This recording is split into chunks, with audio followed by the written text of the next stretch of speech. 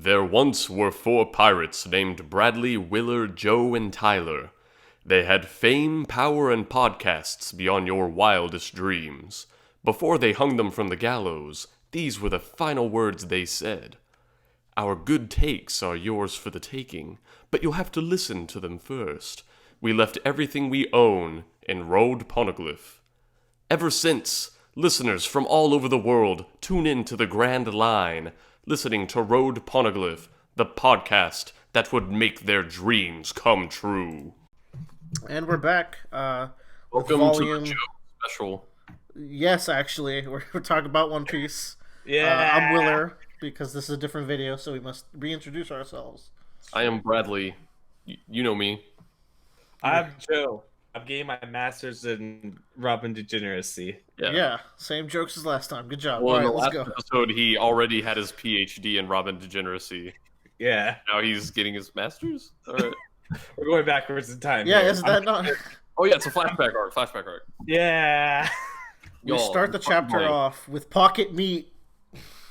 Fucking volume 41, which is we're gonna start with chapter 389. But going into this fucking volume, number one, looking at the cover art for this volume, Yeah. I'm like, okay, something that happens very often with One Piece volumes is I'll look at it and it'll have like 2 to 3 characters I've never seen in my life, and I'm like, who the fuck are these? And then by the end of that volume, I either am like, oh my god, I love this person with all my heart, or I'm like, oh fuck that guy, he needs to get beat up. So it's just fun how in the span of one volume, Oda just like has characters that make such a huge impact on you. Yeah. Like in Skypiea with Nolan. Yeah, like I saw the cover and I was like, who the fuck is this guy? I was like, I've never seen this guy ever. and then I'm like, oh my god, he's Nolan, oh my god. It's no over-exaggeration to say that the flashbacks might be the best parts of One Piece. A lot of people feel that way. Yeah. And dude, I got so hyped seeing this cover because Usopp and Luffy were back to back, and I'm just like, oh hell yeah. The boys are back in town. And this is like the, you know, obviously I saw Little Robin. I was like, okay, I saw the Little Robin, and I was like, okay, let me look at the spine of the volume. And then I saw all the black pages, and I was like, okay. Here we go. I mean, we got also her mom in the cover, which, I mean, hair color aside, the faces are identical. So maybe you could... I was like, that's obviously someone related to Robin, but I didn't know if it was like mom or if Robin gets a transformation. Or if Luffy's transforming, why not Robin? It's a Super Saiyan bargain sale. Silly. But yeah, chapter 389 response. The cover story, surprise, the Mr. 3 was actually Mr. 2. Who could have ever known? Not them. Okama Karate. So yeah, this chapter opens up. Luffy's hungry after bodying Bluno, and he pulls out pocket meat, which is not a euphemism. It is literal meat in his pocket.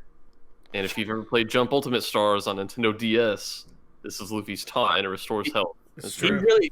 really struggled to get that meat into those pockets, by the way. There's like a pant gag about him shoving them into his pants. He's like, these damn black pants. I remember that, yeah. So this isn't out of nowhere. We saw him put these meats in there. Yeah, he was really upset. Head, man. That's great. They weren't bulging for some reason, but it's fine. One Piece pockets, man. Yeah.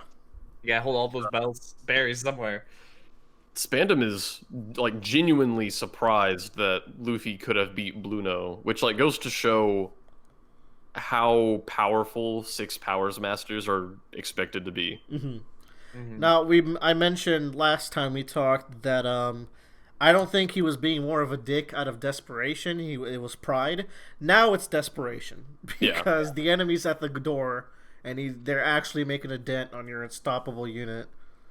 Yeah, well, he took out Bluno, and that immediately assumes that he could take out half of the entire CP9 because Bluno was number 4 out of everyone, so he's better than half of the group essentially. Yeah.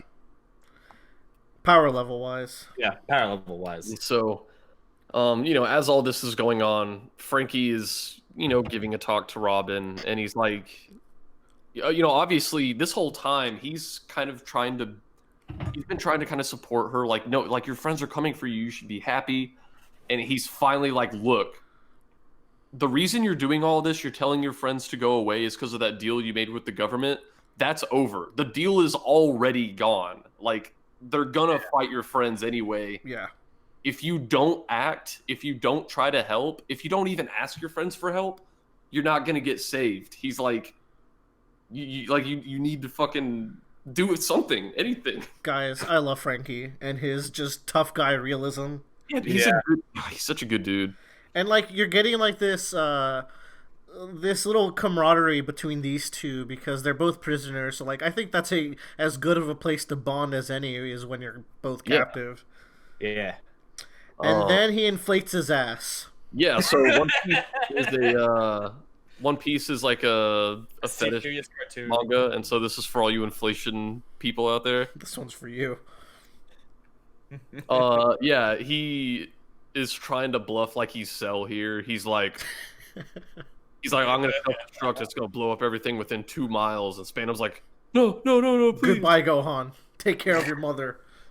Yeah, and so he's able to get them out of that room. They get to the edge of the roof of the Tower of Law, or like the balcony, not the roof, whatever.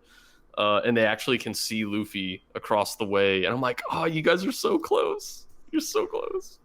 Look at Luffy's wholesome reaction. He's like, oh, thank goodness you're still here. Yeah, he's just so happy to see his friend. Like, even after all the stuff she said where, like, oh, I don't want to join you anymore, go away. Like, because he knows the truth, he's just like, you're my friend. Zero even bad blood. I don't know.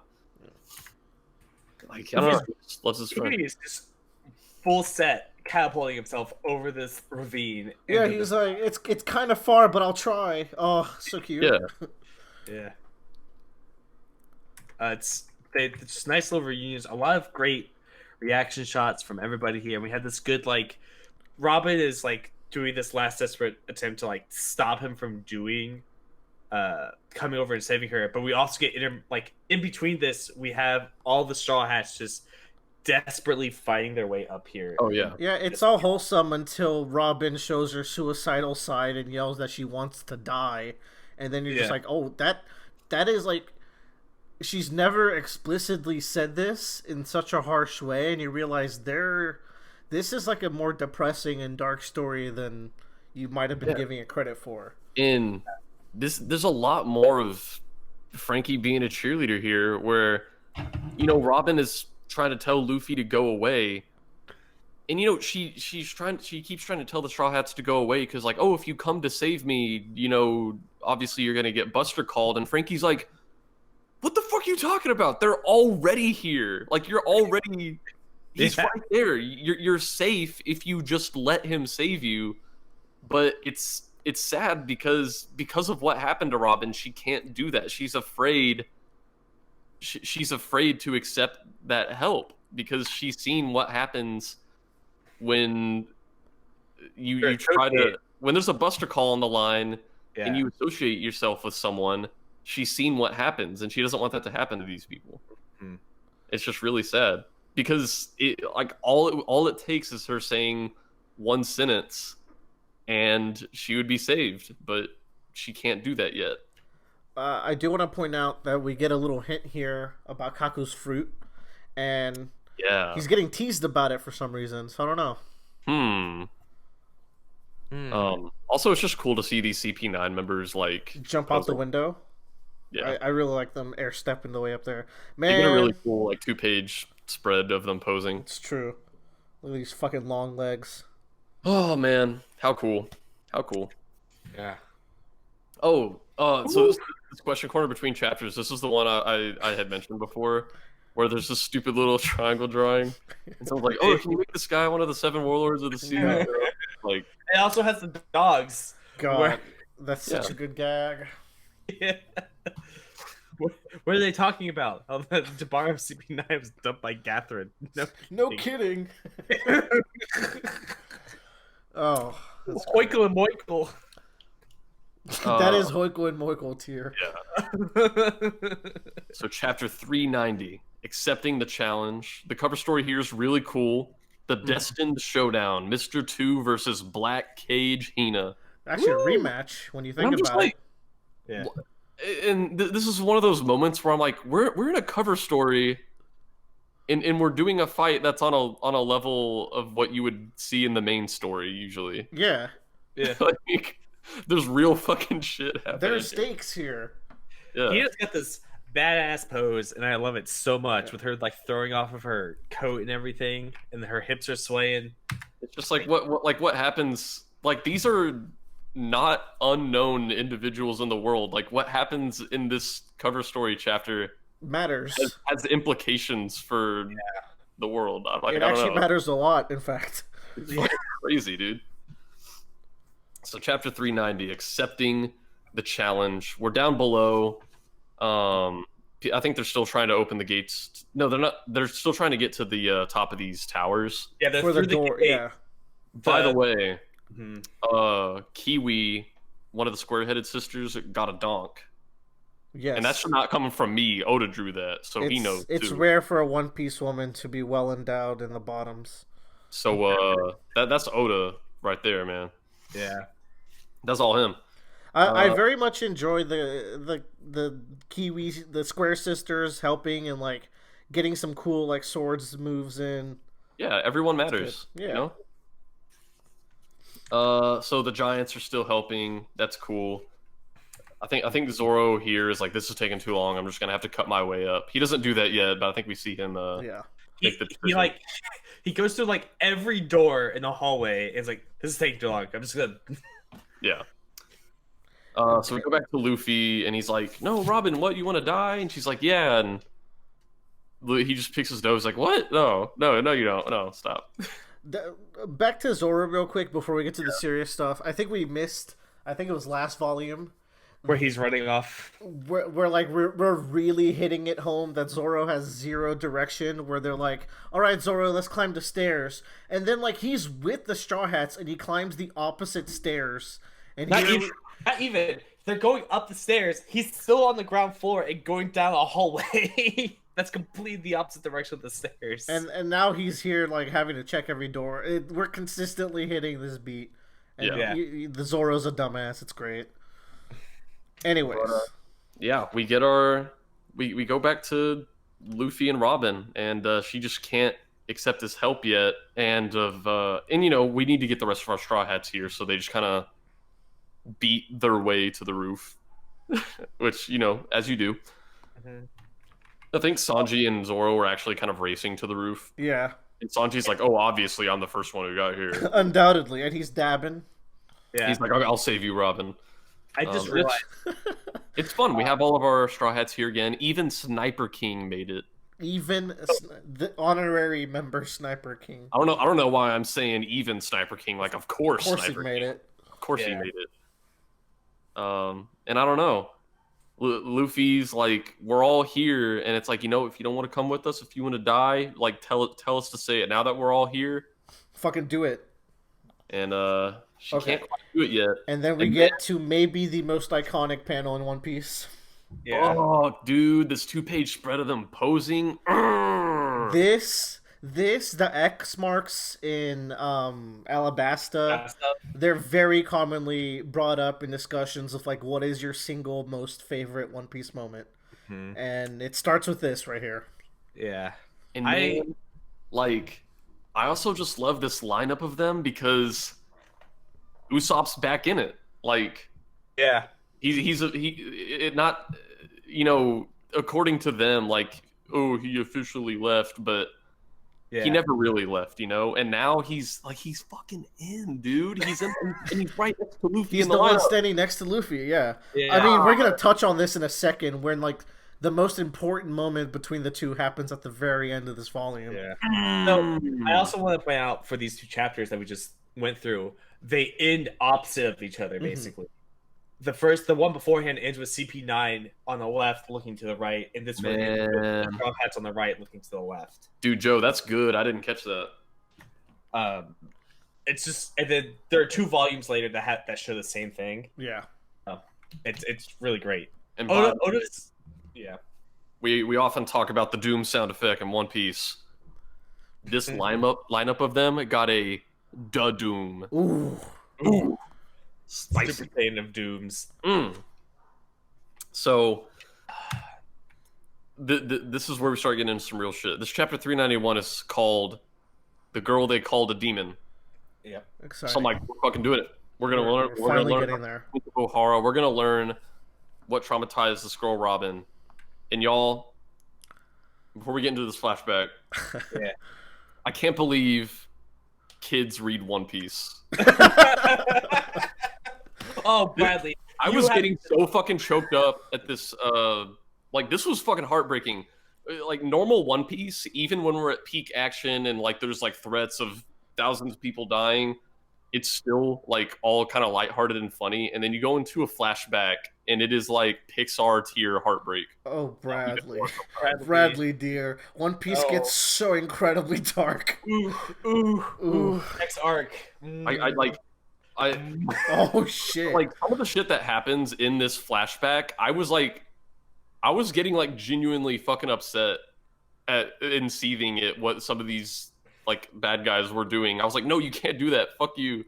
Yeah. It's, Japanese kids, man, they just get to grow up tougher. Like, we have to watch Ben 10, and they get to watch this. Hold on, Ben 10 is the most serious shit I've ever seen. Look, man, Ben 10 is good, but it's not hitting.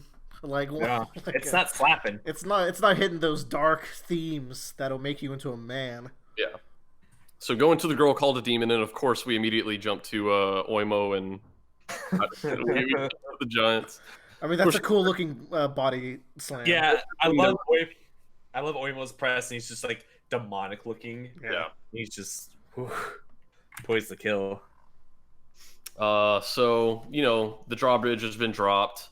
We kind of get a cool thing where at the bottom of this one page, the Straw Hats are looking across the gap. Then you turn the page, and then you have the CP9 looking across the same gap. Mm-hmm. And it's just like, man, we're about to. It's truly going down. Like, it is going down for real. And Frankie's doing more of it's just like, hey, cut it out. Like, they are right there. If you just say, save me, you are safe. Like that. Yeah.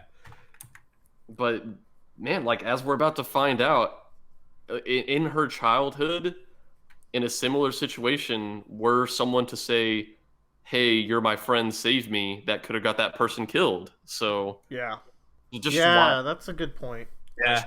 Why is she so destroyed that she can't do that? And let's not forget, like, this threat of a Buster call is genuinely PTSD for this woman. Like, her life ended that day, and it's gonna happen again, and she just cannot. I think it's such a good motivation and so believable that she would be this distraught. God, what happens to Robin was almost too much, man. It was cruel as shit. I was reading this and I was like,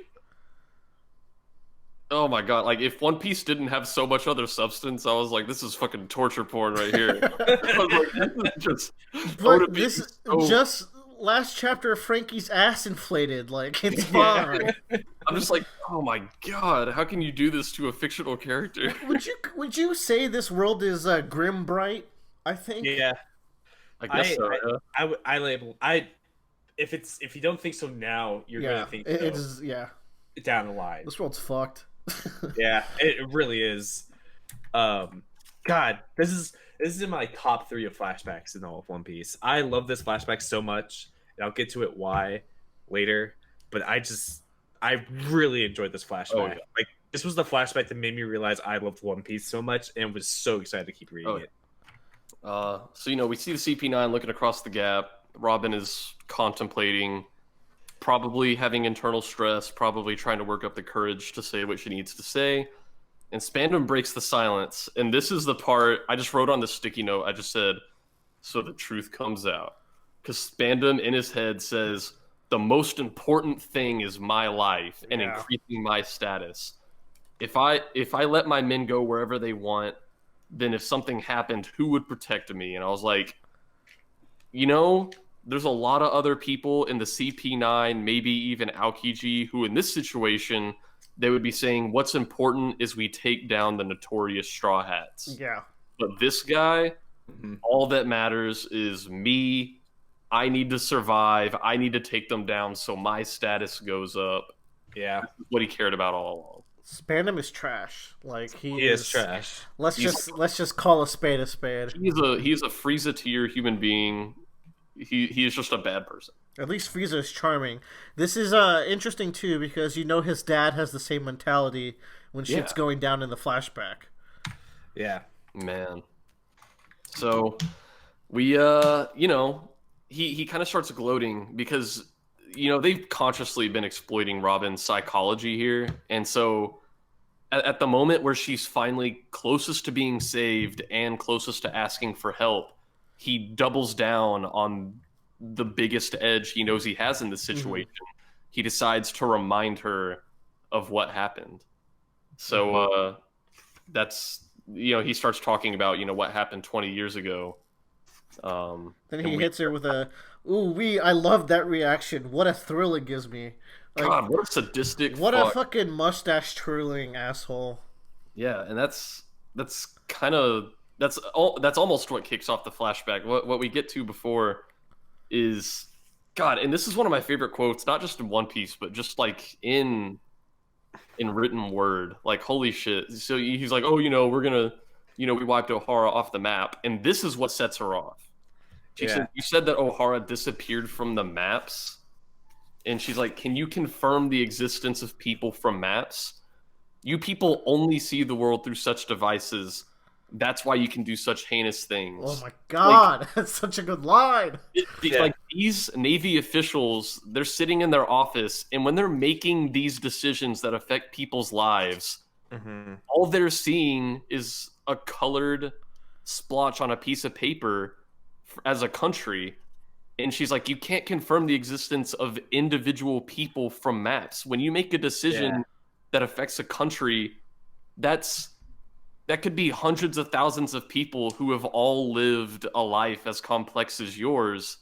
And that's why it's so easy to make a decision that affects other people's lives, because you're not seeing them. You're just seeing a shape and a name on a piece of paper. Yeah. It's also another layer to it because remember, she's an archaeologist. She studies ancient civilizations and their existence. Yeah. So like she's studying people that don't have a location on the map because they don't exist anymore. Damn. And it's like that's kind of like why it set, this is what set her off and what kicked off our flashback, because like he's been drilling into her and her experience with what happened 20 years ago, but saying it wiped Ohara off the map. She's like, because that's what matters to you, right? Is the fucking map. She's like, the people aren't even a factor to you. And that's what sets her off. That's what really hurts her, It's and you're right. It's fantastic because it leads directly into what we're about to get into. That just her little spiel there is just like one of the most goosebump-inducing things in One Piece to me so far. I had to take a water before we jump into this. Let's get into the fun. Oh man, Demon Child, Harry Potter Chan. We see a big old tree, and it says Ohara, and I'm like, we've been hearing about fucking Ohara for a long time. I was it's a goosebump-inducing image, and there's not much going on. It's just a giant tree, like, oh shit. Well, even before the fucking Buster Call that's gonna happen later on, I was already like so sad for Robin. Her life, she just got dealt a bad hand. Yeah. From this, we see she's bullied for being a monster girl, and it's definitely not a hidden thing of hers. Everybody knows. We see her. She kind of pulls out her hands, I think, to brush. Oh no, she wallops this dude on the head, doesn't she? Yeah. So what's cool about this image with her standing there with the arms coming out? Yeah. It's the same kind of stance she had when we are introduced to her fruit for the first time. When she's like on the Miss All Sunday. Yeah, she's like on the flower fruit, and she has all the hands sprawled out around her elbow. Yeah. What's cool about that is in that image she has 4 very nicely spread out hands. Here it seems like she has a clumsy 2.5. So it kind of indirectly shows the skill and progress she's earned with that ability. Yeah, because you have to imagine it probably takes some practice to be able to manage a few dozen arms at once that she does so casually in the present day. Yeah. Otherwise, we'd probably see her actually doing a lot more fighting to defend people, maybe.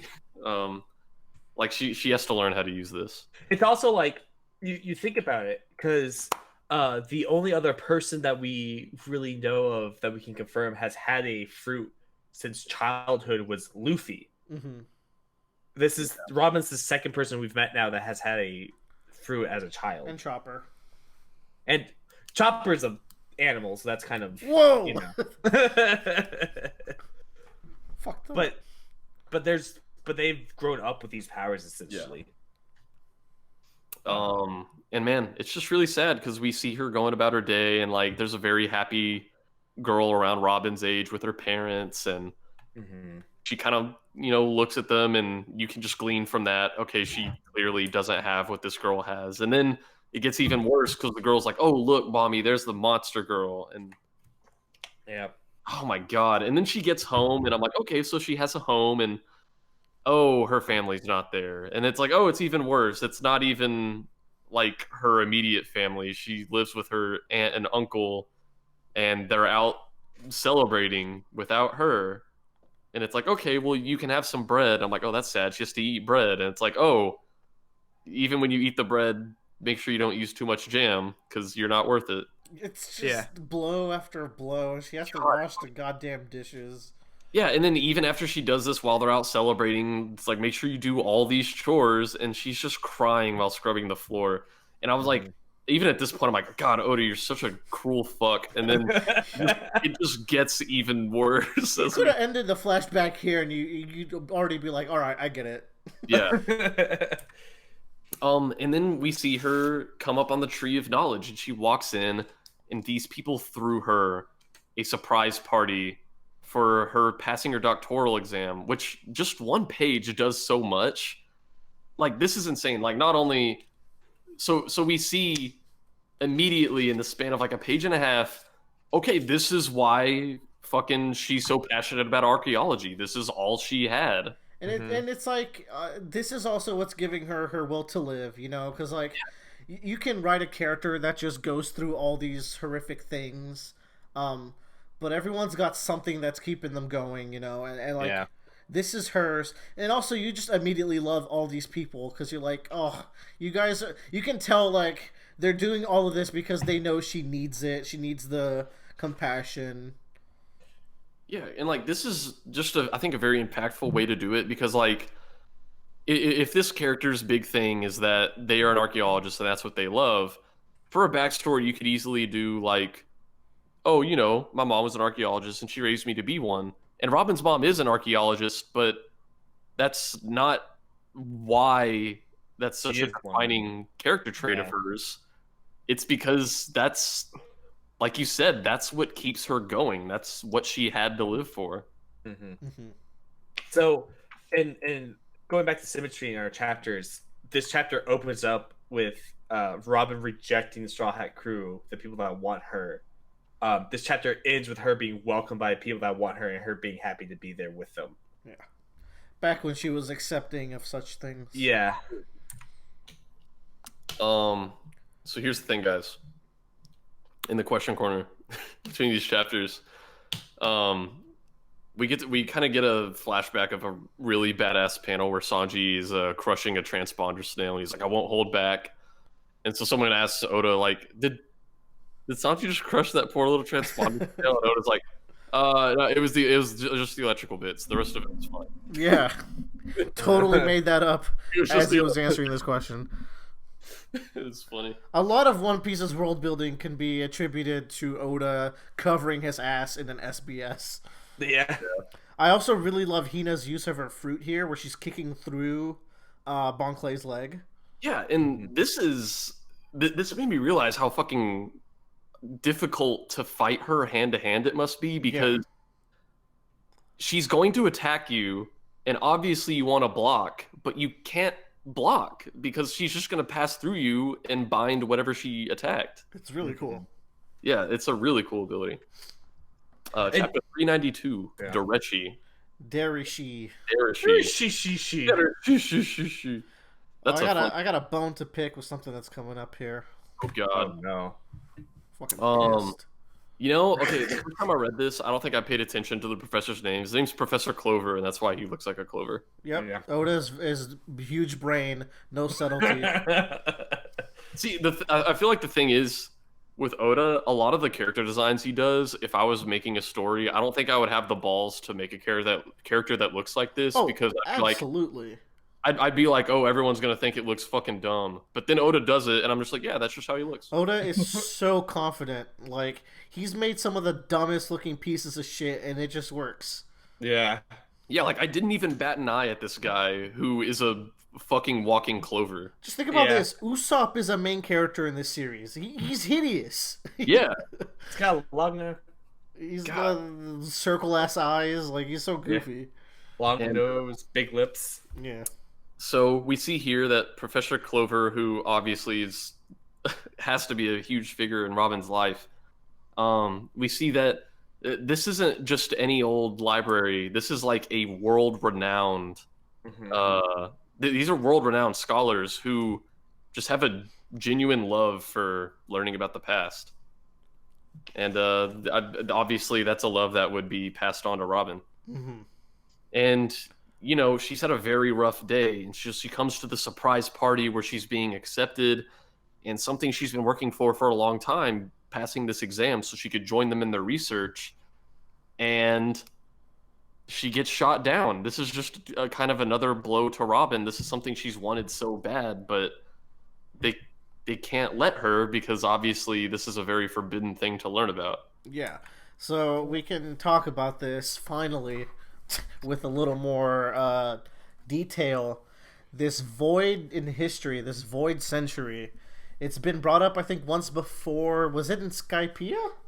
I think it's Skypiea, definitely, and maybe around the end of Alabasta. Maybe. Yeah, it was because there was a poneglyph there. So, but we're like, we get a much clearer picture of what kind of scenario this is by the end of this. Section of the flashback, and it's definitely one of the coolest mysteries in One Piece. Like, it's fascinating. Every little bit of detail is just so juicy. And he explains to Robin why she can't join his research, and she cries, and seeing baby Robin cry really hurts me, because Oda's really good at drawing crying faces. It's illegal. But this has to really hurt. She's excluded from everything in society. She has this place she belongs, and she's been working to join this research, and she has to be excluded from this too, and that has to really, really hurt. And then we also see a wanted poster of Nico Olvia, and I'm like, oh, this is my bone to pick. Her name is fucking Olvia in this. I've always known her as Nico Olivia because I've never read the Viz version. Olvia is like a lady part, right? Almost. That's vulva. It's close. And it's like Olivia, like, but her poster says Olvia. So was it Olvia all along, and we just called her Olivia? Like, is this a going Mary situation? Oh, I feel like my worldview is broken. I need to see if, like, in the original scans in Japanese, if it says Olvia as well, because I guess I have to get used to that now. I guess you do. Olivia just sounds so much more normal. Anyways, yeah, better call Saul. Better call. Yeah. So, obviously Robin's very distressed. She goes for a walk, and she finds this is a giant, right? This is a giant. This is a giant, but he's not from Elbaf. Hard to say. He was criticizing the Giants of Elbaf, but it might not. He might still be from there. I don't know. Yeah, but maybe he just didn't like the way they kind of ran things. Yeah, so he left. Because I like he's a much more passive giant, right? Yeah, we'll reread the specific wording and see where we fall on this. Yeah. But yeah, Saul the Giant, which is a much more normal name than Olvia. Yep. So, or fucking Professor Clover, I don't know. So, this is Robin's first time seeing a giant, and they just kind of share a bunch about their life, what they do. We get to see Saul's very charming laugh, which, it's funny now. But later in the volume, someone's going to be saying that, and you're going to be crying in real life. Oh, I love that. It's funny now. Oh my Keep laughing. Yuck it up. I love Robin's kind of like expressions here, and it does a really good tell of like who she is. She just like sits there and absorbs what's happening in front of her rather than tries to like be involved with it, you know? Yeah, like she just does very little reaction. She just kind of stares, observes, very blank expression. yeah. She's Very so cute, scientific. though. Yeah. What a cute little scientist. But when she does smile, it's such a good smile. Yeah. Get this panel away from me because this panel's too sweet. We're never going to see her smile again. I know where this story ends. She's never going to smile again in her life. Oh, God. But yeah, I don't know. They just have a really fun friendship. I don't know what's going to happen to them. We also get a name drop. A very peculiar name drop. Jaguar D. Jaguar Saul. D. Saul. And Robin asks D, oh, that? I don't know why, but every member of my family has that middle initial. Jaguar D. Saul is a character that deeply interests me as a current One Piece reader. This guy is so interesting. Dude, yeah, like even for I'm very fucking interested because the whole thing with the D initial it is such like an out there thing that obviously I cannot know what this is, but obviously it's a long running mystery and tell me about it. Yeah. God, it is so fucking interesting. Oh my God. Every member of the family has that initial. It's so small too. And he's so different from other D's that we have met in the story, so Joe, list them out because you have better memory of what we covered, but definitely Luffy and also... Do we know that Luffy's dad had a D? We don't know anything about Luffy's family. You're right. Yeah. Ace does not have a D, right? What's up? Ace is a Portgas D Ace. Portgas D Ace. You're right. Okay. And then we also know another one, right? Yeah. Goldie Roger. Goldie Roger. And is there not a fourth one? I think there was another one, but I can't remember. Nope. I think that's... Oh, there... No, we know. There isn't. No. How do we not have that person's name yet? Are we talking... There's only two other names. There's a laugh, Joe. There's a laugh that we always use. We know that character's name. DD. King DDD. The whole thing with the D's is colossally interesting to me. I think a lot of it comes from how Oda presents it, because it would be very easy for people to just go like, oh, I mean, the D's are a coincidence. If he wants you to think a character's cool, he'll put a D in their middle name because all the cool characters have a D in their middle name. Yeah. But the way characters talk about this... Yes, we have been introduced to that person's name. And it's Marshall D. Teach. Right. That's right. AKA Blackbeard. Yeah. So but it's just cool because the way people talk about people with middle initials, it's notable to them. Like clearly this is a thing. Every member of my family has that middle initial. Like, that is so interesting. You're a giant. What does this mean? No. You're not part of, like, are you part of Luffy's family? But Luffy's not part giant, so what the fuck does this mean? Well, Luffy's got a giant heart, so... Oh, you got him. So, I mean, if we look at the D's that we know, right, taking aside Gold Roger, because we don't know anything about him thus far, he's just a cool dude. But we know, like, how different is Saul from Luffy, Ace, and Blackbeard? Like, there's barely a connection you could draw to any of them except for Luffy and Ace. I think D's just the last letter of Chad. Oh. And they're all Chads. And then, like, even then, Luffy and Ace have different last names. So, like, there's all these mysteries with these D's. Right. Did we ever hear anything about Luffy's grandpa? Yeah. Am I making that up? Yes. Yeah, Aokiji mentions him. Yes, Aokiji mentions a grandpa. Yeah. Yeah. And Luffy freaked out. Yeah. So, Bradley, I wonder if the grandpa has a D. I wonder. Yeah. Something to keep in mind is One Piece is Japanese. Yeah. So the family name in Japanese always comes before your personal name. Yeah. Instead of D, it is Satoshi. in Japanese. Okay, that's a good joke. Hey, you did it. Well, I just keep that in mind. That your family so name. So Roronoa is Zoro's family name, for example. Right. Yeah. And Luffy's family is Monkey. The Monkey family. Monkey family.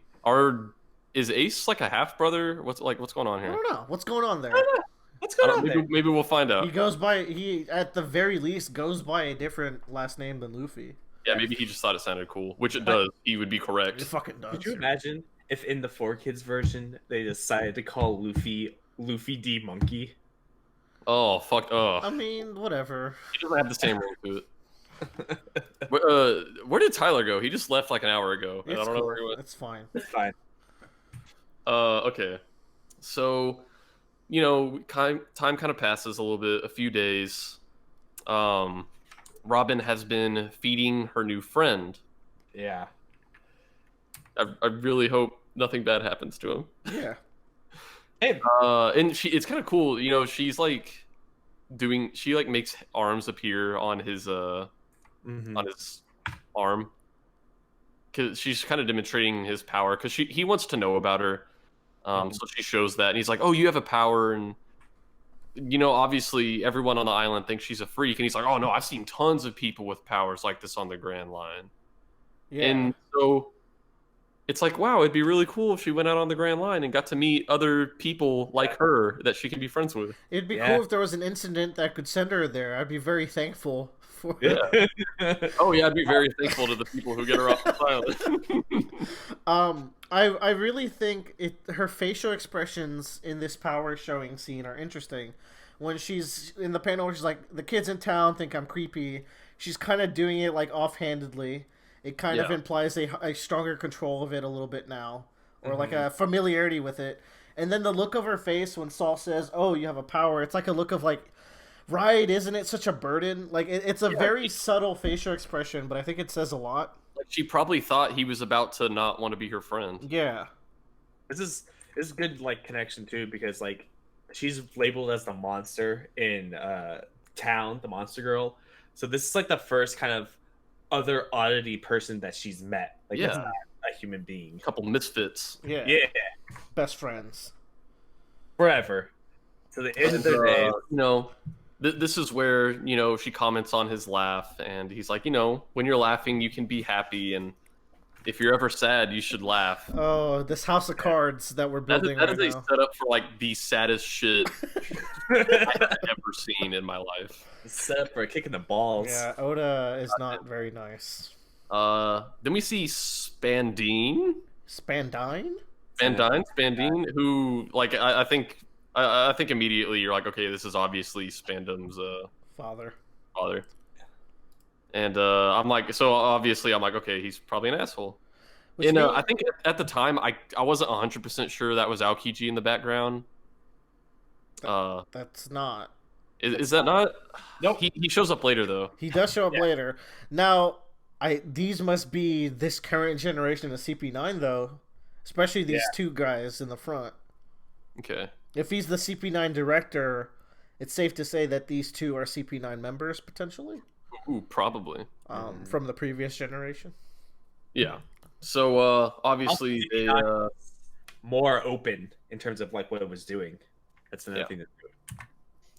So I don't know. I think that's it for that chapter. We go to chapter 393, Olvia. What you laughing about? Olvia. Oh, Olvia. Hey, Broke Works. They rescued their friend. They're going back. We haven't. Okay. That was Miss what now? Who? Valentine. Miss Valentine. Okay. Miss Valentine. I can't remember the day. We haven't commented on it this episode, but Miss Golden Week's costume is very cute. Miss Golden Week is the best. Everyone subscribe to her YouTube channel. Everyone subscribe to Miss Golden Week. Yep. I don't know. Okay, so next chapter starts. Saul has finished his raft, and that makes Robin sad, and it makes us sad because this is her friend. Mm-hmm. And he sees that she's very sad, and he's like, "Oh, I could stay. I was gonna put up a flag. I need to stay a little bit longer. I need to put up a flag." And I'm like, "Ah, dude, you're just saying that to cheer her up, and you're so sweet." Very sweet. And she immediately lights up. She's like, "Oh, my friend's gonna stay longer." And so whenever the topic of the sea comes up, she mentions, "Hey, my mother, she's out on the sea. She's doing archaeological research. When she comes back one day, I'm gonna go with her." Oof. And so he finds like, "Oh, you're an archaeologist," and that kind of makes him a little bit hesitant because obviously he knows there are things that archaeologists shouldn't research. So he's like, "Oh, it's a little risky here." And I mean, yeah, she's talking about the Poneglyph, and he's like, "Whoa, relax." Yeah, he's like, "Hold on, girl." And he even tells her like studying that stuff is against the law, and so he asks for mother's name, and she says Olvia, and he's like, "We are fucked." This is Olvia's daughter because obviously he was there for what happened. As we know later, yeah. As we know later. So he's like, "Oh my god, this is Ohara. This is the, world-renowned... He has the world-renowned tree of knowledge with all the archaeologists." Yeah. He knows what's going to happen to this island. It's, I believe he uses the words like, "This is a cruel irony," or like a twist of fate, or like karma or something. I forgot where he says it, but... Yeah. And it makes sense later, where like he reaped what he sowed here. Yeah, because like at this point he's already betrayed the Navy, so he's like, "Oh, this is exactly what I get. I wash up on this island." Yep. Yeah. And so he's like, "Never ever tell people you're a scholar." And, run back to town, check on everybody, and Olvia's home. Yay. Hello, Olvia. Everyone clapped. Everyone clapped. It's like Seinfeld. She walks in and woo! Guest starring Nico Olvia. Yeah. So things are not good. She's the only one who came back from the expedition. The government was not pleased with what they were doing. The Navy is on their way here right now. Everyone needs to leave. Yep. We all gonna get blown up. Yeah. We get this flashback of when Olvia was leaving. Yeah. Which is one, very sad because she wasn't sure about going, but she thought her job was more important. And two, 2-year-old Robin is not very cute when she cries. That is not a fan. Is a large head. That is a large head on a tiny body, and that's babies. Their heads are huge. I guess so. They do. They are. Man. But Clover comes in and it's just like, "Oh, you like books? I can teach you to read, and as well as ascertain knowledge from other things." Yeah. But it's just a nice little flashback. Yeah, and it's, sad. After we finish that flashback, Olvia says, "As long as she's in good health, that's all I need to know," because she knows what's coming, and I think, there's kind of two elements to why she can't go see Robin. One of them is obviously she cannot let the Navy know that Robin is the daughter of one of their most wanted people in the world right now. Yeah. And also, shame. I think she also kind of feels guilty for leaving her daughter behind. Yeah, definitely. It's hard for her to face that.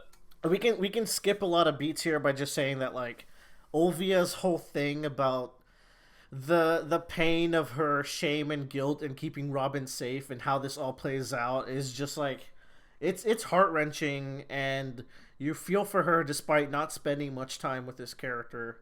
Yeah. And man, like, it's really hard because, the Navy gets to the coastline and Olvia's running out. Olvia runs past Robin in town, and Robin catches a glimpse of her and immediately knows that's her mom.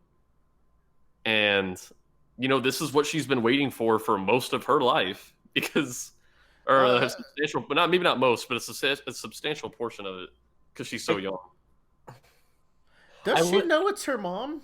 I think she's just thinking of everybody. She's just going through the list, and she knows her mom's an archaeologist, so she knows that something's going to happen. So maybe she didn't notice here. Yeah. But it is just a cruel fate that they ran right by each other. This is the one moment where they could have freely talked before shit went down. So then we see Thugnificent, a.k.a. Kuzan, a.k.a. eventual Aokiji. Right. So let me explain this. His name is Kuzan. Yeah. Okay. His Navy title, his Marine title is Aokiji, which means blue pheasant. Mm-hmm. And then we also get introduced later to a character, Sakazuki, Sakazuki. who's But we also get the title Akainu, which is Red Dog. yeah. Oh yeah. So these are color-coded animals based on the Japanese story of Momotaro. So you get to it. You can imagine that like this is currently Kuzan's a vice admiral here, but now he's an admiral, which is the highest tier, aside from the fleet admiral, which is the guy in charge of everything. Which never mind on that. But funny face. basically you get this idea that once you reach that highest caliber, you get this badass code name, and that's kind of how they work. So, in addition to kind of bring some more other insight into this, in old Japan, in military titles, whenever you went up a rank, you would pretty much change your name, and that's how, and people would address you from now on as that. Like Oda Nobunaga, the guy that unified Japan during the Great Separation, his original name was not Oda Nobunaga. He essentially earned that name going through all the battles. What the fuck? I didn't know that. Yeah. It's also the case that Genghis Khan wasn't that guy's name. Genghis Khan as a title. Interesting. But like, so when people call him Aokiji, at this point, they call him that not only as like a professional title, but as his actual name, because it's the idea of ascending to this rank. That's cool. I like how you tie Japanese general names into that.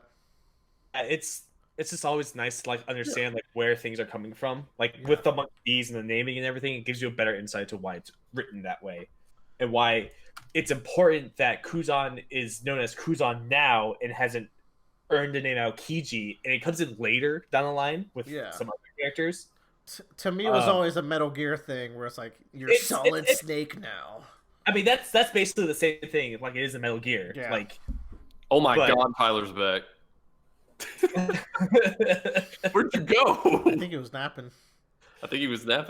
Yeah. Is he? Well, he. I think it looks like he sat down. He's not really back. Anyways. Yeah. Chapter 394 is called "The Demons of Ohara." Oh man, I love this spread. By the way, fucking name drop. This is a cool. Oda's a really good art.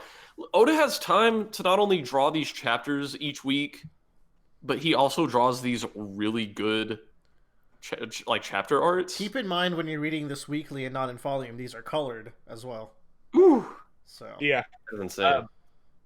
I think also in terms of production, they probably plan out like, okay, here's this. We're gonna have a color spread this one, and then so that way they work on it in chunks. Yeah. Man, imagine doing that every week. It's just God, Oda's a lad. He is a lad. What a lad. So, Robin's running around checking on everybody. She's like, oh, did my mom come here? And he's like, oh, no. There's no way. Not possible. Because obviously, if they don't want her to know that her mother came here, because she would, of course, go try to find her mother, which would, of course, lead to trouble for her. And, they kind of reiterate to her, like, do not let anybody know you're a scholar. Meanwhile, the Navy shows up, and, everything just gets exclusively worse from here. Yeah, pretty much. There's no more smiling ever on Ohara for the rest of its existence. You're actually 100% right. No one ever smiles again on this island. I think Saul gets a last smile in. Yeah. One last derishi. Yeah. Shishi. It's really funny. So the Navy's going around, obviously, like telling all the civilians, like, hey, get on the evacuation ship. You don't want to be here. And at first, they're like actually kind of mortified. Like, what are you going to do to this island that we would have to completely get off of it? Everywhere. Yeah. And they're defending, like, these guys are the pride of our town, these archaeologists. Like, they're not throwing them under the bus immediately, which I appreciate. Yeah. And this is where we get to, the world government's kind of fake news that they made. Because I had talked about this where... I talked about this in our previous recording, that on some level, I kind of fell for what the world government did here, because whenever I always heard the word Demons of Ohara, I had assumed that Nico Robin was in some way involved with like bad people who were plotting some scheme against the world government. But in reality, these were just very innocent men and women who loved learning, and they did nothing else besides that. They just tried to learn. And, you know, obviously people wouldn't really have a reason to be against archaeologists like this. Yeah. Like in the world, all these people are like, no, why would you be out to get them? They're just archaeologists. They're world famous. They're good at what they do. So the world government has to brand them the demons of Ohara, because just labeling them that turns people against them. So, Bradley. Yeah. This is going to be like prologue 1 of my thesis here. Ooh. I love this flashback. Oh, we're gonna go super long, aren't we? I like it super long. So, thinking about these 2 pages, the government comes in and says these people are criminals, and we are taking them away. They have crimes against the government. The citizens at first stand up, and then they're told that something bad's going to happen, and then they run away and abandon ship, basically, of this location. Compare this to Water 7, where the government came in, said these people are criminals, and what did the citizens do at that point? They fought back. Yeah, they did the complete opposite and chased after the train for Iceberg and for Frankie and everyone. It's the complete opposite of what's happened at Water 7. Man. It's just something to keep in mind of, like, it goes into the themes later that I want to get into, but it's just the first indication that I want to point out here, of, like, Oda is very purposely telling this story at this moment in time. We're gonna go long, but I'm interested to see where Joe goes with this. Yeah. I don't know where he's going with this. I'm excited. You know, Joe's idea, it's a different thread, but it was sparked from him talking about that. I think One Piece does a lot with labels and how people react to others purely based on their title. Because obviously some people will meet the Straw Hats and they'll be like, and before they get to know the Straw Hats, they're like, oh, you're pirates. That's bad. Pirates are bad. And a big part of One Piece is Luffy being a pirate his way, which he considers, you know, the right way to be a pirate. And that challenges how people view this label. And it's kind of, you know, changing the image of pirates. And so we see here where a label is being created. The label, the Demons of Ohara. These people already know these people who don't yet have this label, so it's harder for them to accept it. Yeah. I want to point out one thing. We discussed this earlier, but if I point it out to you, it might spoil a huge kind of plot development down the line. But try him. Okay. Do you want me to? So I want you to think about the D's again. Yeah. Oh, I always think about D's. Yeah. Think about all those D names. Of all the names, which one's different from all of them, or presented differently? Let's see here. Well, initially I was gonna think Gold D Roger, because a lot of times they just incorporate the D into his first name, like Gold Roger. Right. Oh, cool. I smell what you're putting down. It's gross. Yeah. That's cool, because like it's just significant enough that is his name. You know, it's not, the initial isn't an afterthought.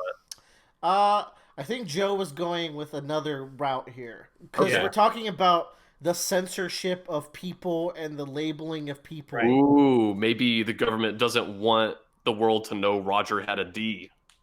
Exactly. They wanted to think that he was just a smooth man. That is it. Oh man, that's interesting. I like that. And like, because I mean, in a roundabout way, in a crazy party story, what we're really talking about here is censorship. And Joe's right. These are becoming more prevalent, and we talked about how the younger generation only knows the publicized Gold Roger, right? But the older folk might remember that once upon a time he was Gold D Roger. Even we, the readers, are introduced to him as Gold Roger. The first character in One Piece we are introduced to is Gold Roger. I don't think the main character who is chasing after his treasure knows his real name. But that's what I'm saying is that like it goes back to like you think about Demons of Ohara as Demons of Ohara rather than archaeologists or whatever. Oda has this ability to trick you in a way to extend that propaganda into your brain. Yeah, he implants an image that he wants the government to think everyone else is doing it. And man, One Piece, I talked earlier about, like, I can't believe fucking kids read this story, because, like, One Piece deals with some real ass shit that goes on in the world. Like, you have, like, Alabasta, where, like, they control the public perception of this country and the ruling family so they can stage a revolution. You have Skypiea, where it's like exploring ideas of how does society change and how do people behave when they are under constant surveillance. Yeah, and like, what do you do? What do you do when God is gone? Kind of situation. Yeah, and then now you have like showing how just state-sponsored censorship and merely changing names can affect how society views something. And the whole like above look of like viewing people as a map, as a blip on a map instead of a human. We do that to this day. Man, Japanese kids are so lucky. Like, and this is why One Piece is the most popular book of all time. Almost like it's about to beat Batman. And they already beat Batman. Yeah, they beat right. So it's about to beat Superman, which will make it the most popular book of all time. It's because it has the goofiness of a rubber man punching a Sandman in the face, but then also like these deep themes that make you think and allow us to have very long discussions, as long as it takes to read a volume itself. Like, that's just the beauty of One Piece.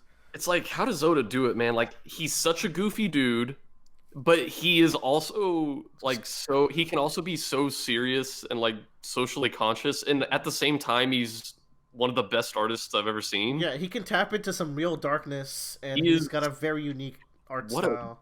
What a fucking dude. I love that man. Please be safe, Oda. Yeah, in these right. troubling times. We talked a long time on just one page. Yeah, but I mean, we covered a lot of the themes that are about to come in these chapters, so we can maybe move a little bit quicker. Olvia shoots Spandine in the... Oh, you think that, don't you? It's just funny, because he's such a bitch, just like his son. Yeah. Yeah. His coat gets shot, and he's like, "Oh, I'm dead. Please send a message to my superiors." And they're like, "Dude, you're okay." Fuck this guy. Oh my god. So, he's like, "Oh, Olvia, I've been looking for you," and we kind of get their whole standoff here. They take her down very easily. Yeah, which is fair. She's not much of a fighter. She's an archaeologist. Yeah.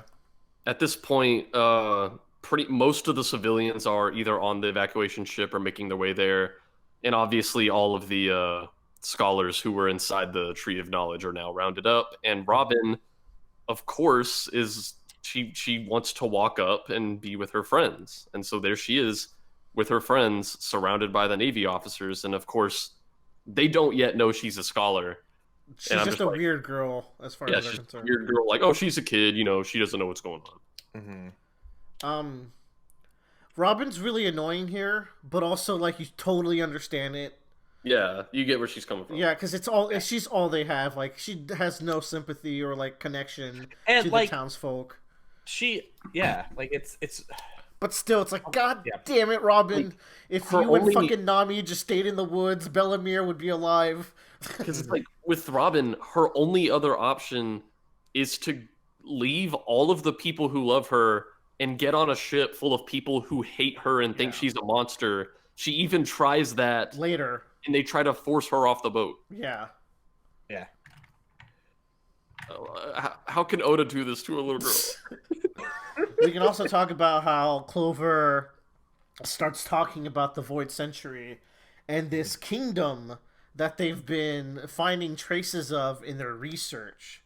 Yeah. This is juicy shit. This is some juicy shit, because we didn't know about this. We haven't heard about this kingdom quite yet before. And I might be skipping ahead. This is when they're talking to the noble. So if you want to double back and cover anything. Yeah. So I think at this point, Olvia gets thrown down in the circle, and Robin gets a peek, and both of them, I don't think they vocalized it out loud, but in their head, they're both like, Olvia's like, "Oh my god, that's Robin," and Robin, the gears are kind of turning, like, that's gotta be Mom. Gear. And So yeah, and Spandine, whatever the fuck you want to call this guy. Sardine man. Sardine man. I was thinking about calling him Sardine. Spandick. He's like, we found the underground chamber, so pretty much their deaths Are have sealed. been. Yeah. And before they die, Professor Clover's like, okay, if you're gonna kill us, at least let us tell you what we found out. Let us report our hypothesis about the 100-year void. God damn. What a line. That's the thing. That's what he cares about. He wants the world to fucking know what happened in the 100-year void. And he wants them to know that they know. Like, people are gonna figure it out, man. And it's kind of such a ballsy move because I really do think he is just reporting this just for so they'll know. But it's also like, oh, well, if this knowledge is so dangerous that just knowing it means you have to die, I'm going to tell you this, so now you're going to know. Yeah. Which is kind of cool. Chapter 395 is called Ohara versus the World Government. You didn't think the versus arc or versus chapter in this, did you? It's also cool because Miss Golden Week in the cover story, she uses Betrayal Black on this Marine ship. So they take it over, which is just cool. But yeah, we get to the part now that I was mentioning where he's on the phone with the 5 stars, which we've seen in the past. The 5 elders who apparently are the leads of this world government, and he's talking about his hypothesis here.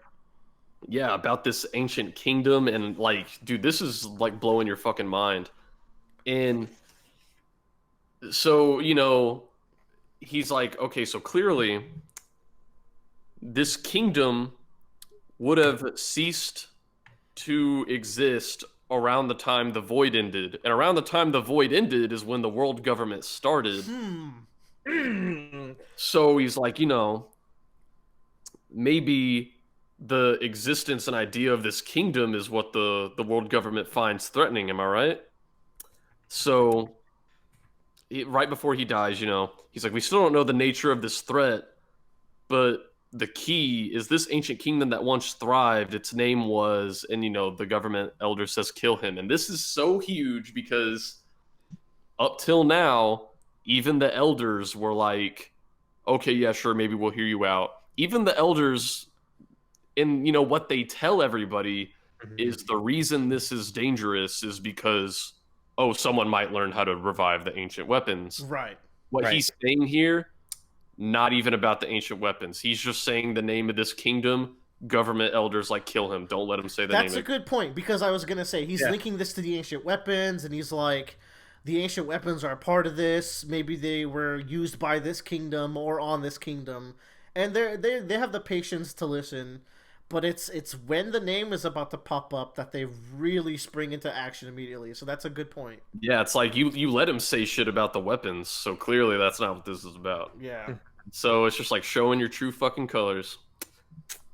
Interesting. And you know, they shoot him and said, Ohara has learned too much. Give the order to attack. Buster call time. Buster call time. He pulls out the gold transponder snail, and then we see there's the silver transponder snail, which is like the receiving end. Yeah. World building. Yeah. And so I think also, I don't know if it's Sardine Man or one of his lackeys who is like, oh, well, I mean, we can't let there be a chance that one of the scholars passed off as a civilian and got on the other boat, right? Yeah. That comes a little later. Yeah. This is like the saddest shit I've ever seen in my life. They're about to take Olvia away. Robin says, "Is that you, mother?" Yeah. And this is Olvia's biggest fear because they cannot let, like, the two things you don't want them to know about Robin is, the one, it's Olvia's daughter, and two, she's a scholar. And so, you know, it's like, are you my mother? Robin's crying. It is so fucking sad. And so they're like, oh, you have a kid. And this is so painful for Olvia. Having to deny that your child is your child has to hurt so bad, and even doubly so when your child has waited so long for you to come back, because Olvia knows how bad this hurts Robin. And So she has to deny that this is her kid, and it hurts Robin so much more saying, "Don't you remember me? I've waited for so long." And this is where I was fucking tearing up. Mm-hmm. And she's ugly crying, and she's like, I just thought, one day we could just hold hands and have a walk. And Olvia's choking back her tears.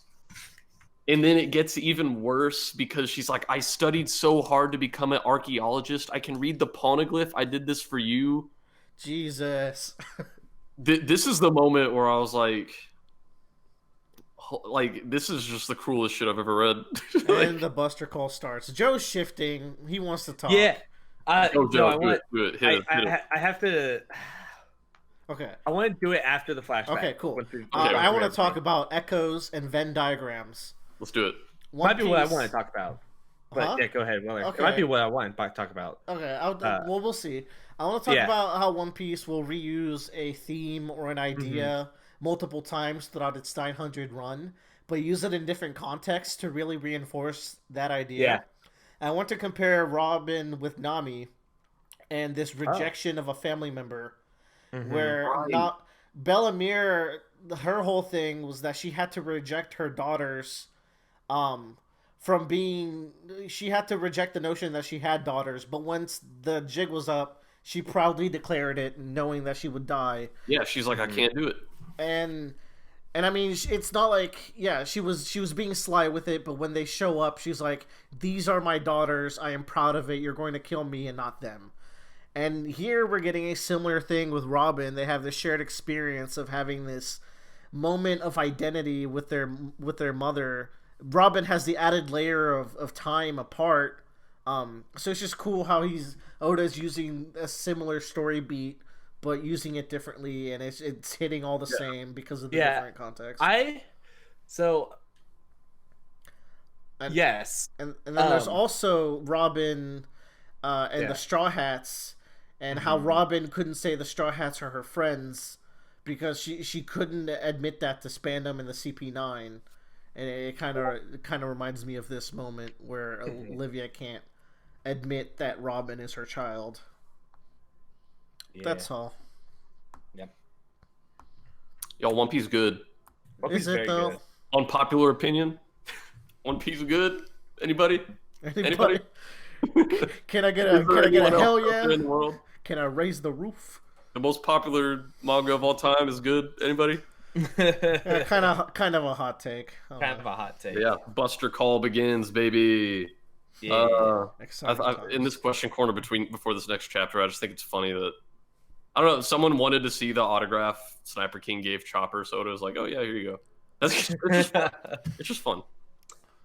So let's see here. Chapter 396 is called Saul, and for the cover story, Miss Golden Week's plan, they take Hina's ship to a Navy prison where their friends must be being held.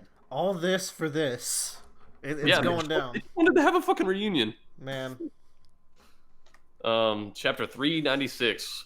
We are getting up there. But not up there enough. So I'll say. Yeah, so they're like, the research carried out by the archaeologists is more extensive than we anticipated. Because here's the thing, learning that this girl was a scholar who could read the Poneglyph and they were about to let her get away, now they're like, oh, well, any of them could be a scholar. So I guess they don't blow up the boat yet, but they're kind of mentioning it here. Oh, I'm gonna talk about when they blow up. Oh, we're gonna fucking talk about it. That is one of the most important moments of this arc. Yeah, they start bombarding the Tree of Knowledge, and since the jig is up, Cat's already out of the bag. Olvia and Robin get to hug. Oh, it's so good. It's such a good flashback. So good. I don't know. Like, Olvia's able to say, you did your best, you studied hard. She's able to say, you're my daughter. She's able to say, I'm your mother. Yeah. And that's what Robin wanted, because that's what was killing her just a minute ago. As far as they're both concerned, this is their last moments together. This is like in Toy Story 3 when they hold hands. Yeah. When they're in the furnace, because they didn't know Saul, aka the aliens, would show up last moment. Dude, I cried during that Toy Story 3 scene, too. That's one of the most fucked up things that's ever been in a movie ever. I was watching that, and I was like, Jesus fucking Christ, they're all gonna burn to death. Yeah, that was Oda tier. Yeah. Pixar. Fuck, dude, they're just toys.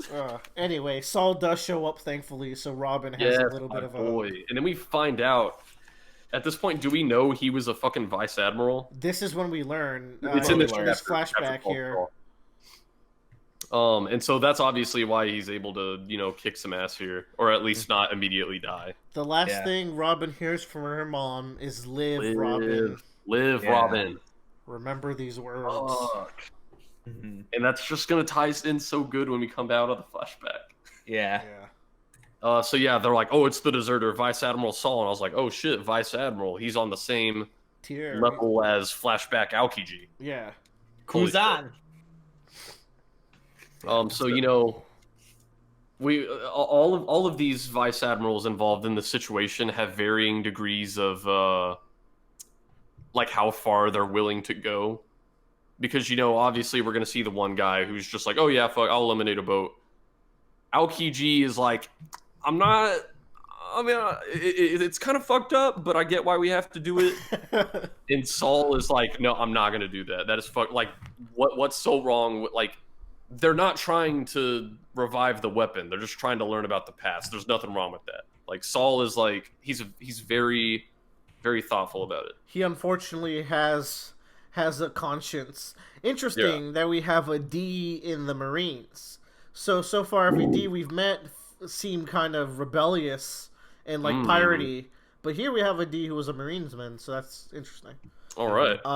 Also he's a vice admiral. So he's a vice admiral, and someone is giving him orders. What does that say about the person giving him orders?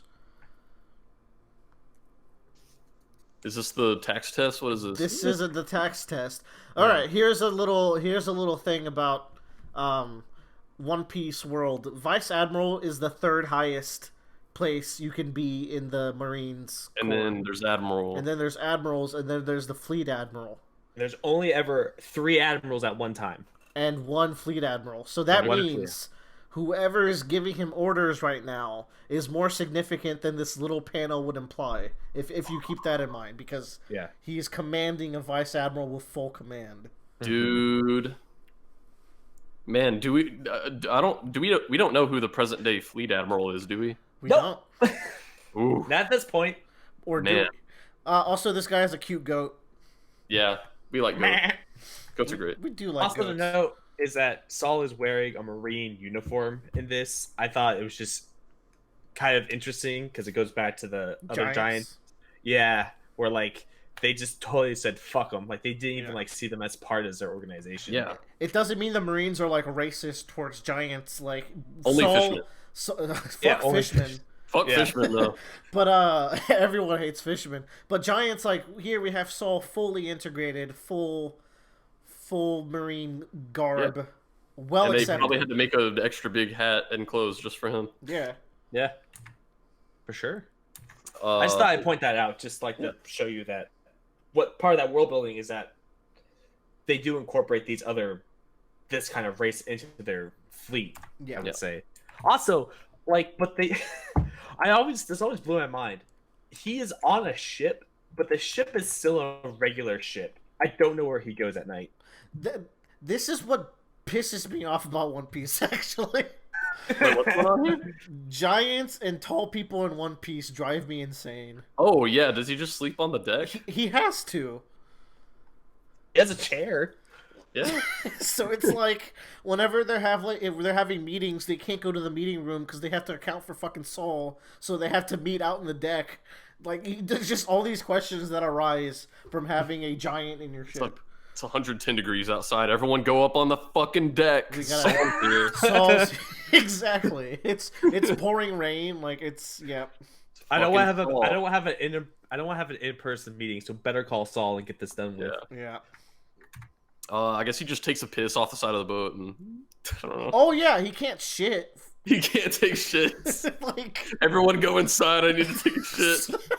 Give me some privacy. You say One Piece good, but maybe One Piece not so good. No, that makes it better. This is JK Rowling of bullshit. Oh, they just man. conjure poop away. Dude, we get maybe- to see Saul be a badass. Like, first of all, he's like, you must take on the duty of telling the island's history. Tell the world Ohara fought against the world. Like make sure the world knows the truth about Ohara. And after going through all this shit, I'm like, yeah, I want the world to know what fucking happened. We need to set the record straight. People need to know Yeah. that this was fucked up. Unfortunately, history will tell that no, they didn't know. Like, Yeah. Robin was the only survivor, and she's been in the criminal world for 20 years, so... And then it's like, even if she was trying to tell everybody who would listen to her, because she was... Like, now everyone's like, oh, the demons of Ohara, weren't they the ones who were trying to destroy the world? Yeah, the only hope with the Oharans is not a political, it's not archaeological. It is, but, like, it's in the hands of a pirate crew now. Because Robin is the only one carrying this will, and she can't do it legally. She has to do it illegally. And it's like, if the Straw Hats try to spread this word, they're going to be like, oh, yeah, pirates are saying something bad about the world government. Yeah, sure, we believe you. Yeah, exactly. So it's like, what can they do? A cannonball almost hits Robin, which sets Saul off. He just goes ham on this boat. He picks it up. It was pretty badass. I think there's some really good dialogue here as he's picking up the boat. First of all, the Marines here are referring to him as Vice Admiral, and later on when they're attacking him more, some of them are really against it. Like they're hesitant. So this is nice because it shows some camaraderie around the Marines. It's important to not make everyone a mustache twirling villain like Spandam, you know. Like it's not just flipping a switch. It's not like he probably journeyed with these guys for years. They're probably really dear friends. He's been an enemy for like maybe a week, 2 tops. You know? That's always something to keep in mind, I feel, in One Piece, is that like the crews are still crews even if they're on opposing crews. And that's what makes Rob Lucci kind of interesting, because he's with CP9, but he really doesn't care about them in comparison. Like, I'm just imagining, like, what's gonna happen when the Straw Hats meet up with what was Morgan's son again? Helmeppo. Yeah, I'm just imagining, like, they're gonna meet up with him again. And I'm just like, I don't want my boys to fight. I want them to just like have a beer and eat some meat, Oh. So I'm sure there's plenty of heartbreak that. Bradley, in these rough months, your foolishness gives me hope in life. Yeah, your virgin eyes to the one. Virgin eyes. But the other point of dialogue I wanted to bring up is Saul saying, "I don't know what justice is anymore. I'm just going to protect my friend." Yeah, that's what I'm saying. What a good line, man.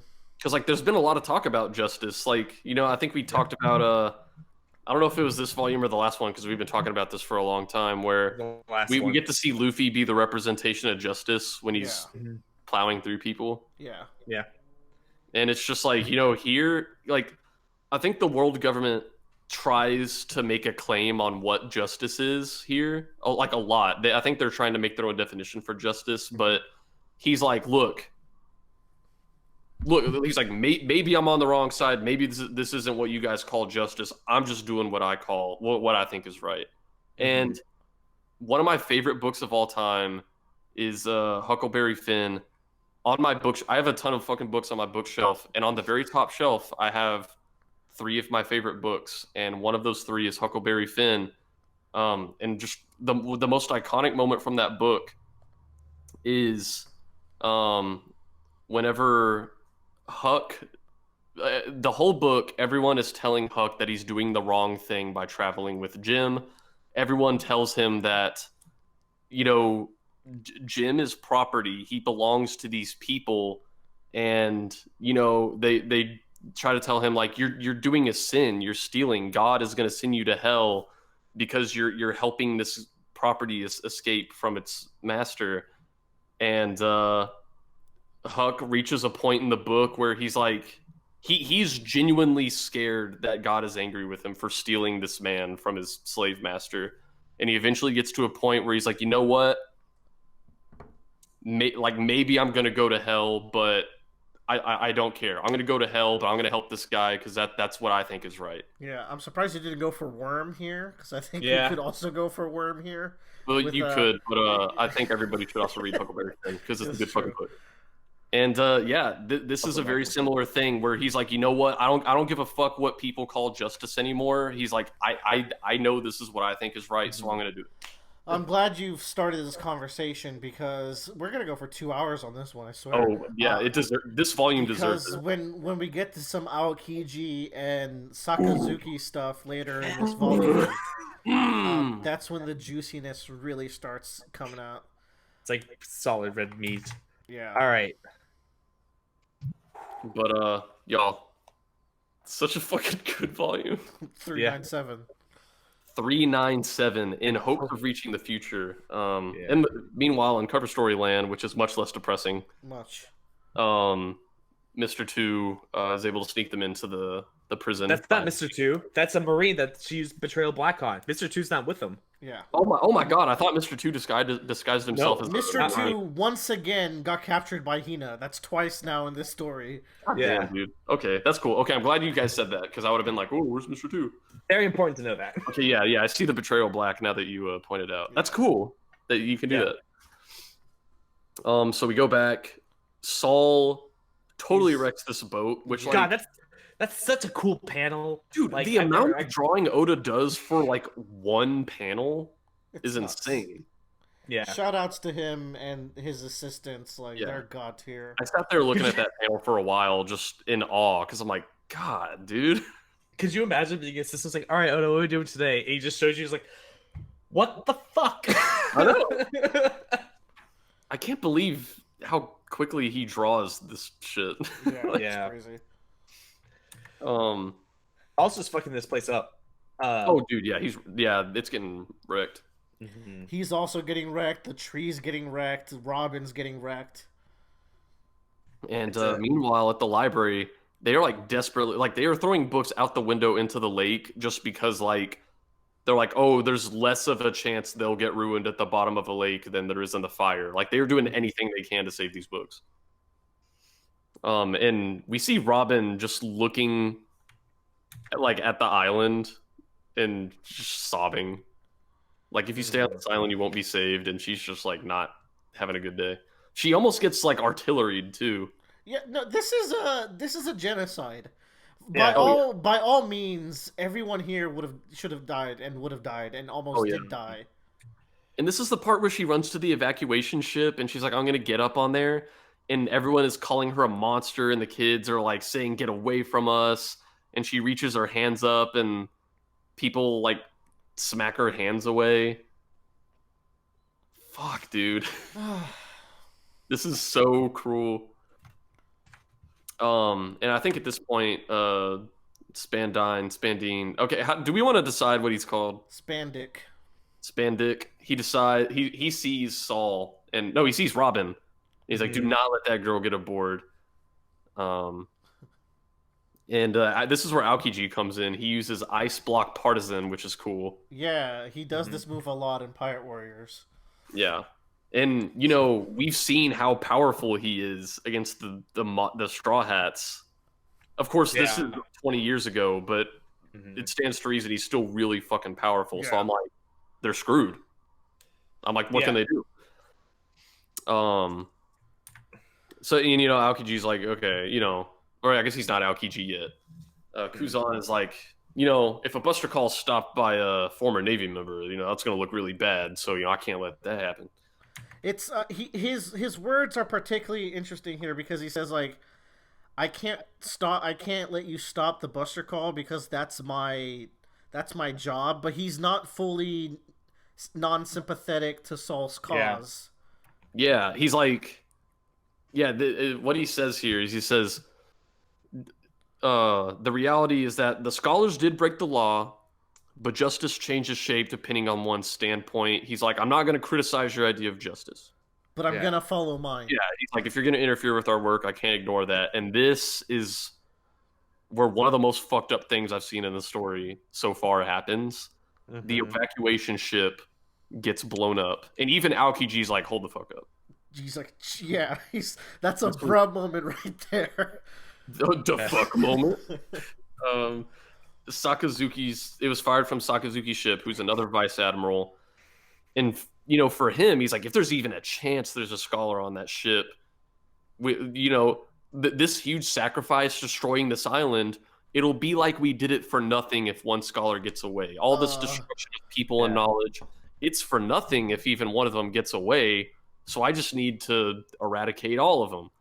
Yeah. So even Aoki, it's interesting. We talked about the different lines these guys have, because even Aokiji's like, okay, like, yes, he's still in the camp that, like, this knowledge is a threat to the world government, but to him, it's not worth sacrificing innocent civilians. Sakazuki is like, yes, if there's even a chance that this knowledge gets out, it's worth sacrificing these civilians. Oh, Bradley, you're getting into some core-ass themes right now. Yeah. I want to note that Sakazuki, later to become Admiral Akainu.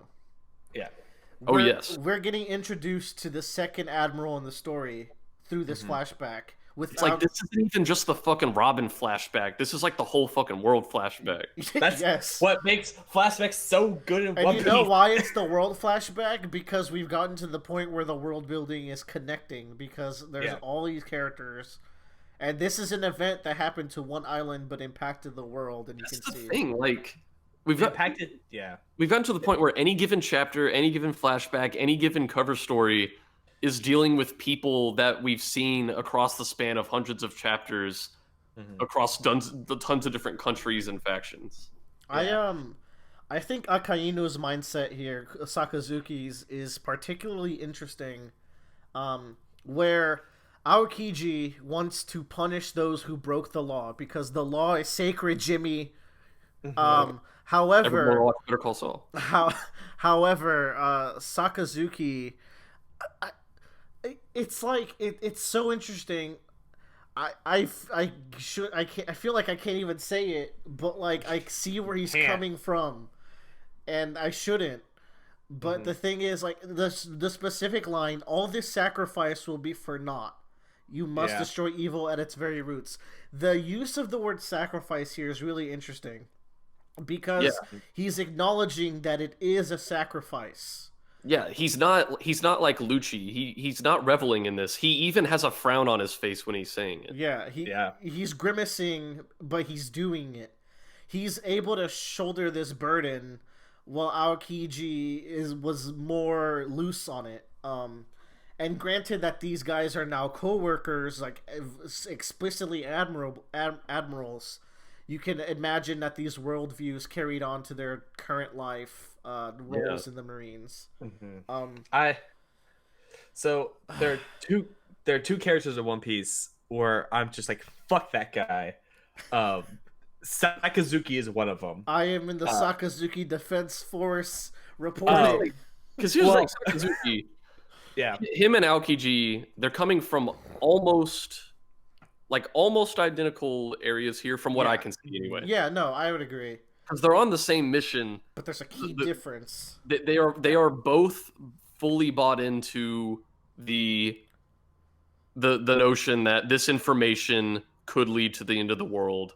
That is what they are operating on. This information could lead to the end of the world. The difference on them is Sakazuki is not willing to let there be any % chance that could come about. He's like anything that makes the chance of the world ending go down is something we have to do. Aokiji is like, okay, like I'm not gonna kill all these innocent civilians for like a 1% chance that this person's gonna get away. Like, so I think it's also interesting because I feel like Aokiji or Kuzan at this moment and Luffy are very much in the similar mindsets, where Luffy has his sense of what's right and is going to fight for it, but that it doesn't impose like kind of any personal bias on the other person almost.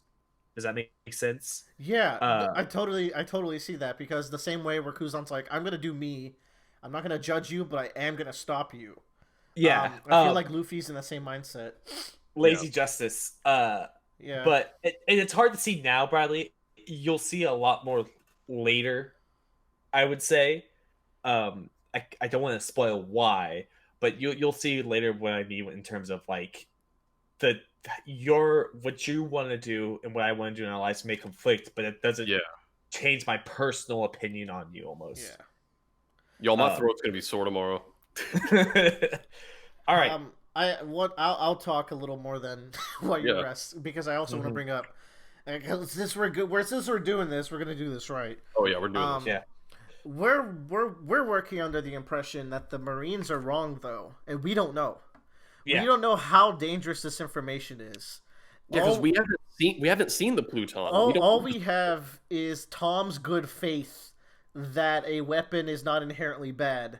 Yeah. But we don't know what this weapon is. Like, Tom could be a naive, brave man, which is a lot of people in One Piece are naive, brave people, but the key word is that they are being naive in a way.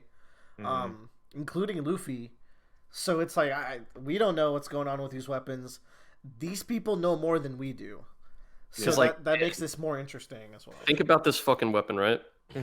We just heard about this kingdom. It was a powerful kingdom that spanned much of the world.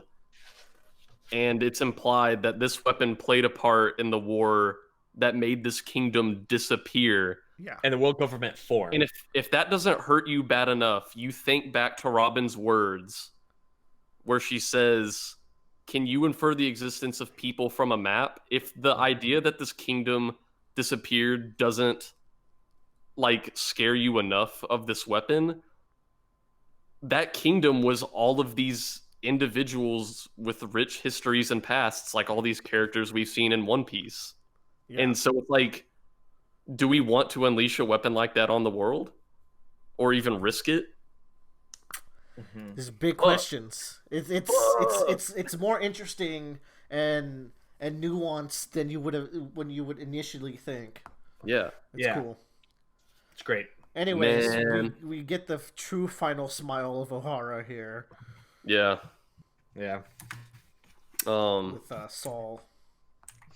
Dude, fucking Aokiji is able to freeze Saul up, and that's it. He gives her a mission. She has her missions. She has live from her mother and find your friends from Saul, because he knows they are out there. And that just fucking kills me, dude. I love Aokiji so much. Sometimes the idea of justice can turn people mad. And he also says, I'm not your ally. If you attempt anything, I will be the foe to come. So he's like, I'm willing to let you leave, even though you could end the world, but I will hold myself responsible and I will take care of this. Right. Once again, back to that personal thing. Like, he doesn't hold that personally against Robin about everything. Like, you're just like, you're a kid. Leave. So it's just a good, it adds that layer of Kuzan, it adds that humanity to it, and adds on to that layer of like asking once again like the opinion of your Marines and how they look from your perspective and who they are and how the world views them and how the pirates view them. That kind of, it adds more depth to this large government.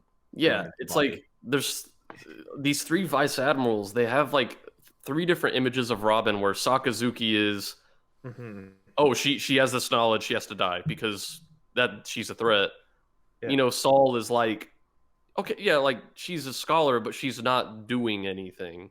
And Aokiji's like, okay, like I get there's a chance that she could learn that knowledge, but this is clearly a scared little kid who's not doing anything. So I'm not gonna kill her. Like she's not doing anything. But if you do something, I'm gonna kill you. But you're a scared kid, you know? Yeah. And then he freezes the fucking ocean for her, which is cool. The second time he did it as it was the first time. It's really cool. Yeah. Man, and then you think back to Long Ring Longland, like he came back and she was horrified, and you think to this scene and just like the idea that he's been plotting her moves out because this is the one he let get away. Man. And he let her go a little bit further with the Straw Hats, but he gave CP9 the contingency buster call. Like, it's all fitting really well together in a really interesting narrative. Like, whenever now you can like go back and whenever you're reading that arc, it's not just he's keeping tabs on her because she's a wanted criminal. He is very personally responsible for this woman being out in the world. He has to keep track on her because she's a product of my actions. You know, and it's not like the other thing is too is like it's not like he accidentally let her get away. He made the conscious choice to let her get. There's no guilt in what of a failure on his part. It's the guilt of like his personal actions. Yeah, which adds to that layer of this relationship and the whole. Like, what do you do in that situation? All I'm saying is Kuzan Aokiji is a great character. Yeah, like, he's incredibly necessary. Top 10 boy for me. Yeah. On that note, Robin sails off and remembers Saul's advice as she watches Ohara burn in the distance. And she laughs. Yeah. And Robin laughed. God, I'm getting goosebumps right now, actually. It's this scene is fucked up in the anime too. Oh, dude, holy shit. I cannot believe Oda did this. Cancel Oda right now. Jesus. Oh, that was a good chapter. Yeah. Yeah. That was a good talk. Hey, guys, guess what? It's Crocodile. Yeah. Yeah. Cover story for chapter 398, Declaration of War, has fucking Crocodile on it. And the best part is he shows up this chapter. It's like, Oda timed it perfectly. He's like, remember Crocodile? Because he's back. Fuck. Oh, it's so good. Fun fact about this cover page, Oda initially drew it with Crocodile with his hook off. Oh. And people were like, what the fuck? He has a hook hand. Why does he have... So, Oda put the hook back on, but I think it was stated that the hook, he does not have a hook hand. He wears a hook over his hand. Yeah. Oh, okay. So it seems like an unnecessary fix as well. I don't know. Okay. Well, you know what? If I would have saw that and he had a stub there, I would be like, okay, yeah, okay, like his hook is gone. But I guess if he had two hands, I would have been like, wait. It's more like a weapon than it is a replacement arm. Yeah.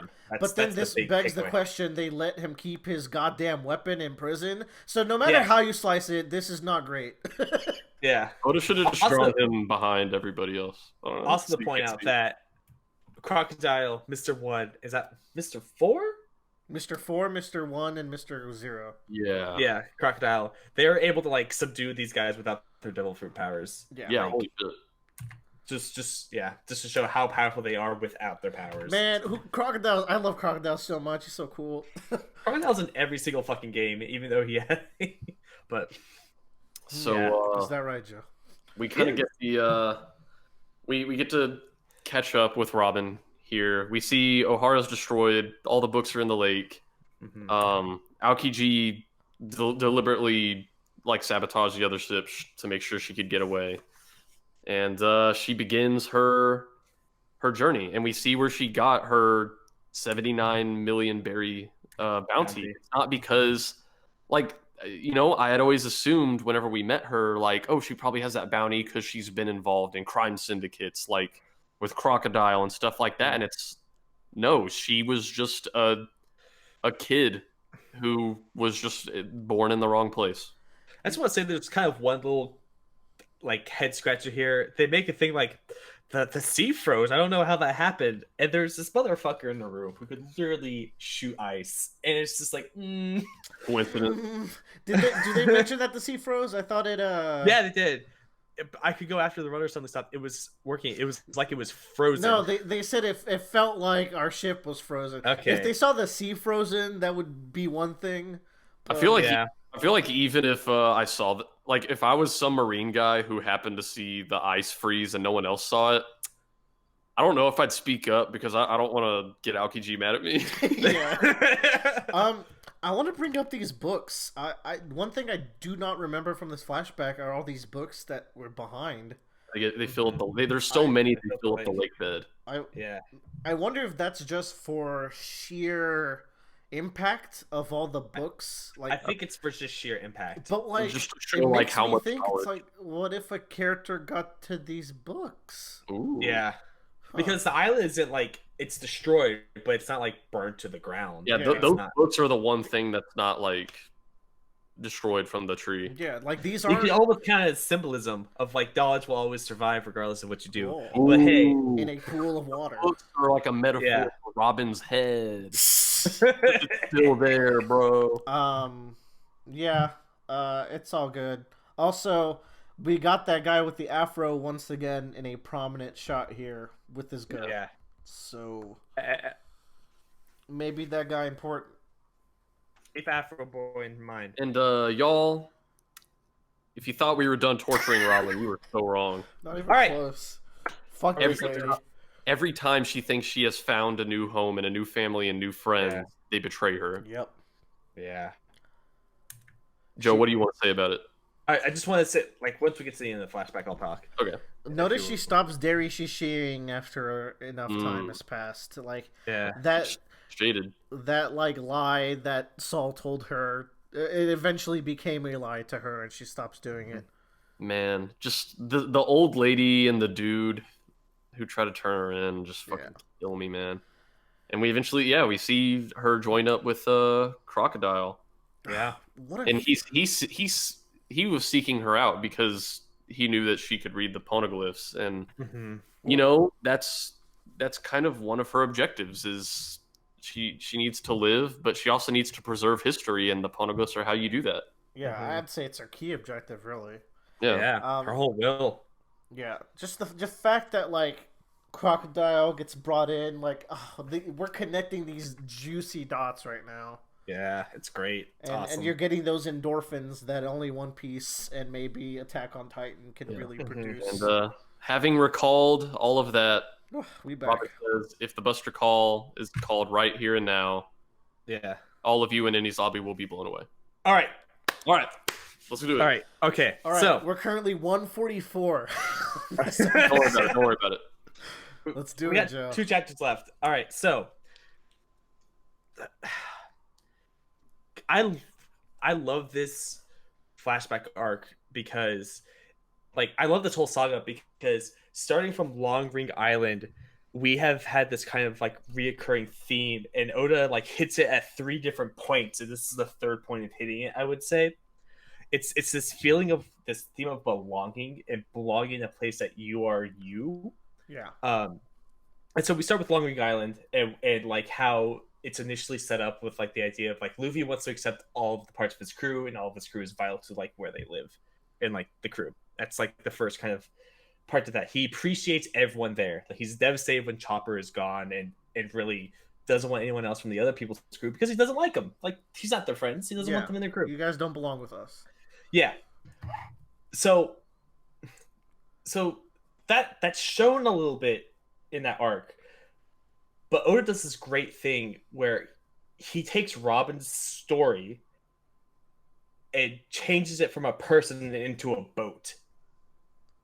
Ooh. Robin's story is just Frankie's flashback, but from the perspective of the boat instead of Frankie. Ooh. So Frankie's flashback is all about loving the creation that you have and that you create what you love, but just because you create something in your imagination or like how you depicted how you love and sculpted, that doesn't make it necessarily an evil thing. Like, it's the will of that creature to become that thing. Like, it's not a pirate ship when you make it, it just becomes a pirate ship when someone decides to raise a flag for it.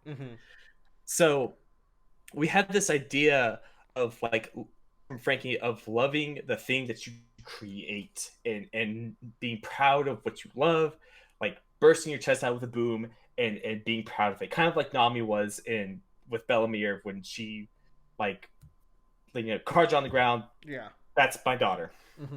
So it's the idea of like, this is my creation. I'm proud to have made it. I'm proud to have been the person that makes the Ora Jackson.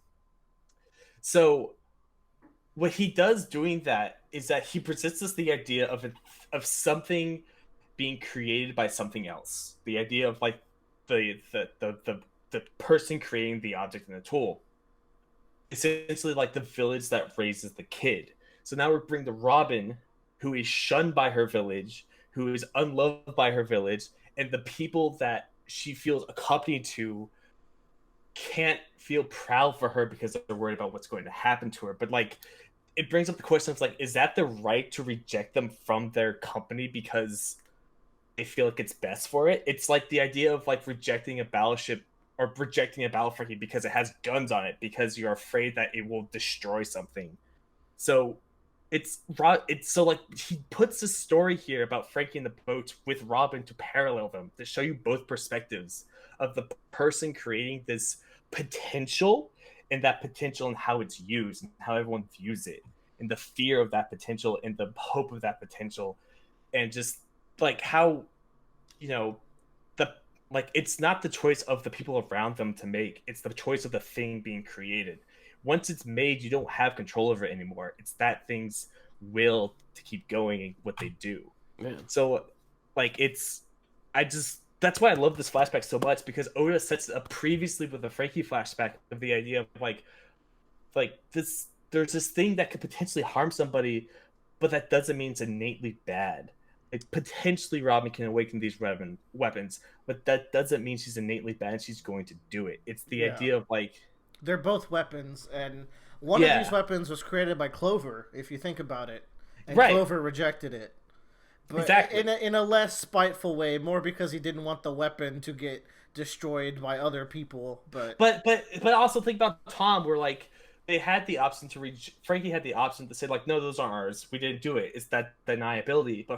But Tom shoots him down immediately. Says you can't do that. Yeah. Because the most important thing Tom said in that whole thing was like, everything has a purpose and wants to be loved. If you yourself can't love the thing you can create, who's actually going to love it? Yeah. You know? And so like, and then we have this reflection, and then we have on the opposite here where they create this thing, but they choose not to love it because out of fear of what it's going to do to it. Like, yeah, it's so good. And Joe, like, I'm really glad you had all that, because I hadn't necessarily thought of the way that the Frankie flashback and this flashback tie into each other. But you're totally right. It is the fear of what might be, but it's like they're not thinking of the inherent value of what's created or what's there, the value of these things that Frankie made that can, you know, take out Neptunians, and the value of this history just for knowledge's sake. And yeah, I like that this is something Oda does, because he in one of these long-running story arcs, he will have multiple threads that are technically independent from each other, but are following the same themes, kind of like back in Skypiea, where what's happening in the present day is a very clear mirror of what happened so long ago with Noland and his crew. God, I got a video for you, man. It's about how the themes of Alabasta are actually represented through the character of Bon Clay as well. But I can't quite share with you yet. But like, it's this idea that Oda will tell the same story through different lenses, and I kind of also with Bellamere and Ovia, similar stances there. Dude, save that video for me. Oh, I've got a channel for you for when you get far. Oh yeah. So like this moment in One Piece was kind of the point where when it hammered finally home to me, like one of its biggest like themes, which is, and Frankie like says it perfectly. I think it's not a crime to be you. Yeah. Like it's not a crime to be who you are and who you are in this world. And that's kind of what the world government is doing to Robin. They're making it a crime for her to be her. She has done literally nothing. It's a self-fulfilling prophecy. Like they chose to make her a villain, so she became a villain. Oh, yeah. That's so good. Yeah. So it's just like no.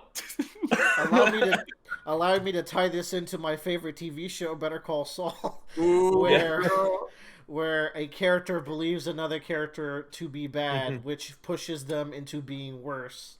Yeah, it's like if that's all you're gonna let them be, that's all they're gonna be. Self-fulfilling prophecies are some of the best writing things. Yeah, they're so good. Really cool. We need more stories with that. Yeah, everyone get on it. Let's go. Do it.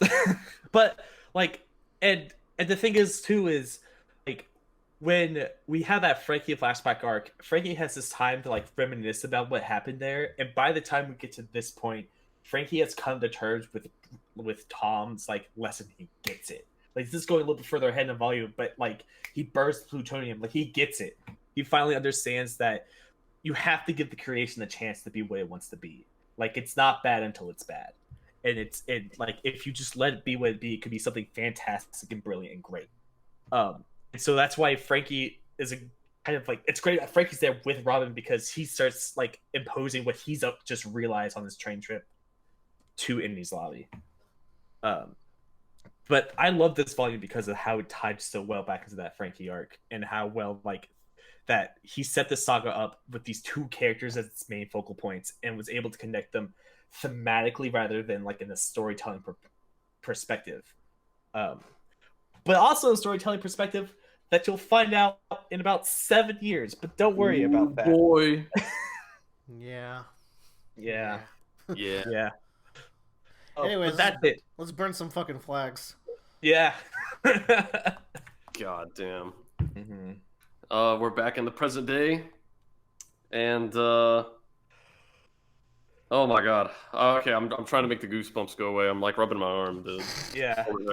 They ain't going anywhere. And so Robin is able to actually kind of say words now. Before the flashback, before she kind of went on a rant to Spandam, she had been really choked up, but she's a lot more vocal now. And she, after reflecting on her life, she's kind of lamenting that her current situation is something that has been chasing her throughout her life and as far as she sails. And she's telling them her fears that she's had for them, that, you know, I'm afraid you're going to get hurt by following me. But then we get to an even deeper fear that we had never heard before the flashback. We got to see it during the flashback, and it's coming out now. Mm-hmm. We always thought it was just that she was afraid they were going to get hurt. But now we know another truth in addition to that, that she's afraid they are going to abandon her. Like, she has always been abandoned by people who tried to help her. Abandonment issues are very relatable and just strong themes. And it's like, you know, at the very end of the flashback, most of those people who tried to abandon her were just like, oh, you know, either I want the money or I think she's a bad person, so we're going to turn her in. Or I'm afraid what she'll do to us, or what that will mean for us. Yeah, and, you know, Robin knows that the Straw Hats aren't like that. She knows they wouldn't turn her in for the money. Mm-hmm. She knows they will, you know, fucking ride or die for her. So she knows they're not going to abandon her for selfish reasons like that. She's just like, you know, someday they just might not have a choice. Like, I just might actually be too much of a burden that they just cannot go on with me. Mm-hmm. And, you know, after she says all this, Luffy looks up at the flag that represents the unity of more than 170 nations allied across the 4 seas and the Grand Line. It represents and Luffy says, I get who Robin's enemy is. And this is the hypest shit. You see the panel with Luffy and Sniper King, and Luffy's like, Sniper King? Uh-huh. Uh-huh. And he's like, shoot down that flag, baby. Roger. Firebird Star. And dude, like, you can immediately tell how like sacrilege this is to the fucking Navy. They're like, oh my god, they did it. Yeah. And then we get this huge page where the flag is burning. The pirates have made a declaration of war against the world government. Like whenever they first showed up to Enies lobby, and I was so proud of Luffy for being infamous enough that like some of the Navy guys were like, oh my god, that's Straw Hat Luffy, he's at fucking Enies lobby. Now, hey, Kokoro's right. Everyone is going to know who Luffy is. Yeah. No one has ever done this. Like, this is like the beginning of like One Piece has started. Yeah. But this is like, you said it, brother. Yeah. But if you think about it, One Piece is basically the Legend of Monkey D. Luffy almost. Yeah. And like this is like this from this double-page spread, you can tell this is the defining moment in the world in terms of his legend. This is like this is his second big step. I'd say the first one is as a pirate against Crocodile. But then this one is as a pirate against the system that is keeping pirates down. History in the fucking making right here. Absolutely. Yeah. I want to take us back a page. Yep. Okay. Remember in the beginning of this arc how I said this arc a big theme of it was challenging Luffy as the captain. Ever since stuff started going back with Usopp and Iceberg called Luffy out as a captain, it's been eating away at him. Ever since he's gone to Enies lobby, though, he has the will to act. This is Luffy as a captain because this is his first declaration of war as a captain ever, and he doesn't hesitate. He will declare war for his friends, and that is the kind of captain that Luffy, after all this turmoil throughout this arc, that's the kind of captain he vowed to be. Yeah, 'cause what specifically about Luffy was it that Iceberg was calling out? God, Doing what's best for your crew. Yeah, about the ship. And Luffy's answer is, I'm the kind of captain who will fight the world regardless of the odds. And I will do what's right for my crew and my ship, which includes putting us all in danger. So it's really coming to fold him. Like, Luffy doesn't command his crew very often like this, but like he is in this arc where being captain is so important, and it just feels so right. Also, cowardly Usopp does not skip a beat. He does not fucking flinch at declaring war. Usopp is the one who did the action that declared war. This is the guy who worried he wasn't bad enough to roll with the Straw Hats. The captain sends the command, and the crewmate does it, and that's that. Like, yeah, look how far our boy has come. This is everyone. Like, back in the day, I was like, Usopp's a fucking dork. What a loser. He's a chump. And now he's burning the fucking flag of the world government right in front of the rock. Controversial, hot, opinion on this, but I feel like this volume is the thematic climax point of this whole saga in terms of what's happening. And what you've said, this is the point where we understand what the mission and will of this whole adventure, if you want to slice it out, One Piece is about. It's the of what the captain is willing to do for the crew. Well, I think the action in the sacrifice that the crew has to make is equally important to this climax. Because it's I can say I'm going to do it. Now, what's going to happen when I go and do it? Y'all will be just going to find some fucking treasure. Yeah. Later. They did it in Skypiea. Yeah, that was the whole point. It's not the treasure they want. All right, whatever. We got to the crowning moment of One Piece. Yeah, and now Luffy says, all right, Robin, gotta hear you say it. Say that you want to live. And then, he said this before the flashback, and it hits even harder after the flashback because the last fucking thing Olvia said to Robin was live. Live, Robin, live. And fuck. If it's really okay to make a little wish. Yeah. This is what finally pushed her. She broke through that mental block, and she's able to say, I want to live. Take me to the sea with you. And of course Frankie breaks down.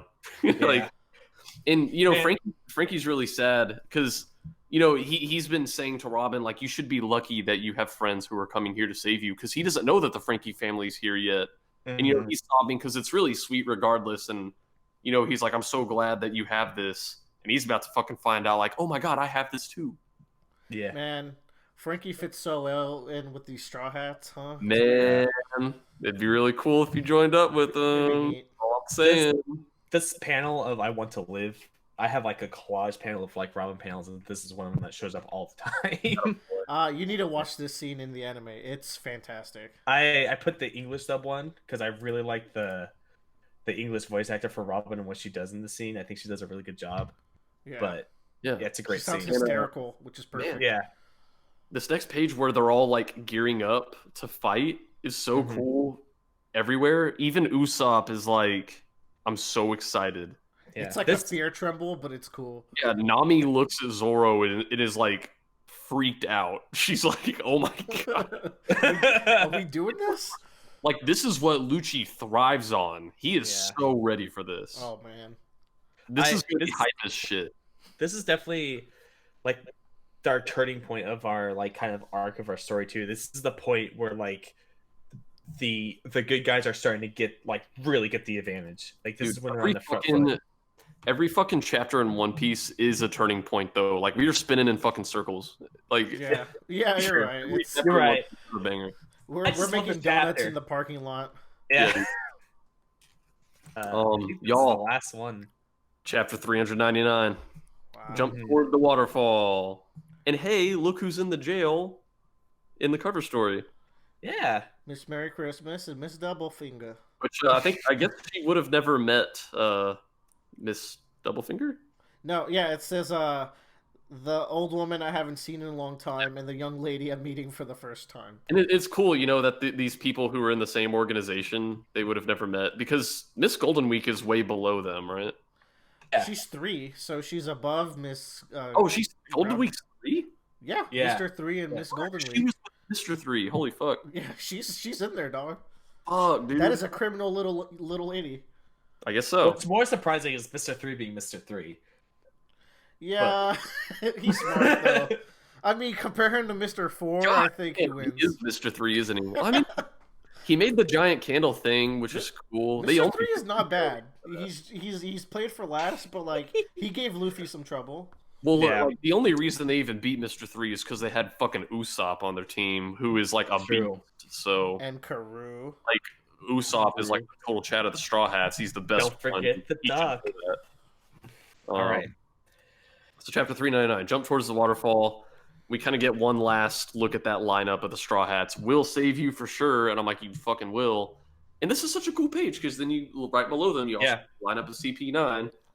And I'm like, Kaku, what are you doing with those guys, man? Kaku, hurry up and come join the crew, you fucker. Man. I want to see what your fruit is.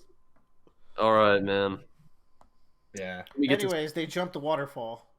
Yeah, they jumped the fucking waterfall. The Frankie family's down there, and this is fucking funny because we've been seeing Baskerville. Yeah. He gets cut into 3 pieces, and it turns out they were all just 3 dudes sharing a What a fucking twist. Such a dumb joke. That was so fucking funny.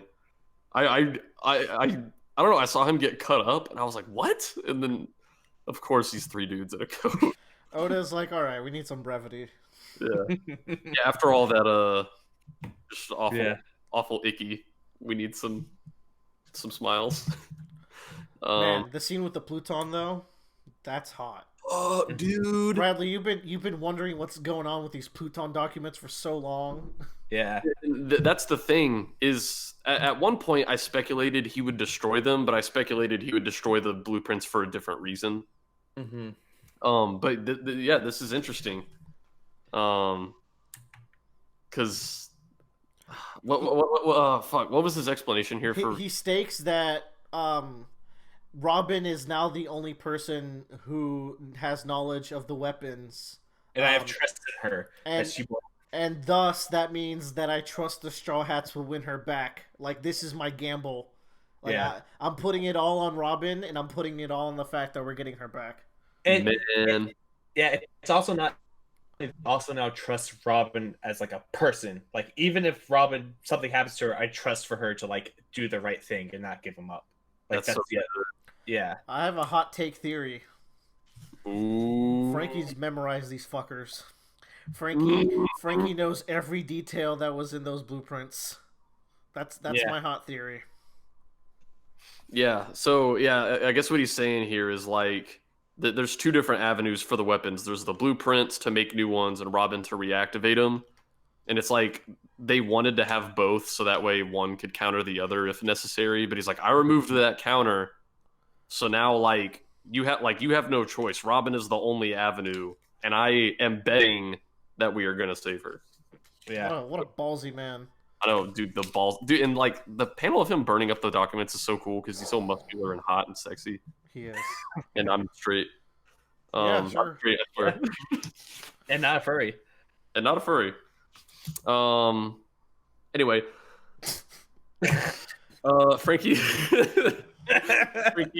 sees his Frankie family and he cries. He's like, "You guys did come to my rescue." And they lower the drawbridge, and Luffy does a leap of faith with Miss Kokoro. Yeah, dude, that was cool. And like, this is another thing where like, if you are on Luffy's side, he trusts you. Yeah. Mm-hmm. And that is just so sweet. And he has plot armor, so it works. Yeah, well, he's Rubber Man, so I guess I wasn't that worried about him. He's jumping into a goddamn waterfall. Like, that's pretty I scary. don't know. This last page of the volume is just fucking hype. They're on the Rocket Man, and Spandam's shitting himself. And you know what? Look who all is on the top of this train. It's the Straw Hats plus Frankie, aka the Straw Hats. Yo, I'm fully in there. Frankie's got to join the crew. Like he has to be in there. Nah, that's lame. Like he's definitely there. Yokozuna the Frog for Straw Hat. Also, so in the coming next volume preview, it's I see Kaku versus Zoro, which I don't think was one of my predictions. It was not. I'm sure I think you guys said I got like one of them right. You got two, because one of them was like a double or something. Yeah. Everybody buys Siren, which I don't think I've seen in the back of these volumes before. It's not Toriko. Siren, it says Ageha Yoshina just got transported to a warped alternate dimension where you've got to fight your way back to our world or die trying. I always shout out the things that are in the back of the One Piece volume. You do. Also, Dr. Slump. Dr. Slump and Bakugan. Ooh. Or no, not Bakugan, Bakuman.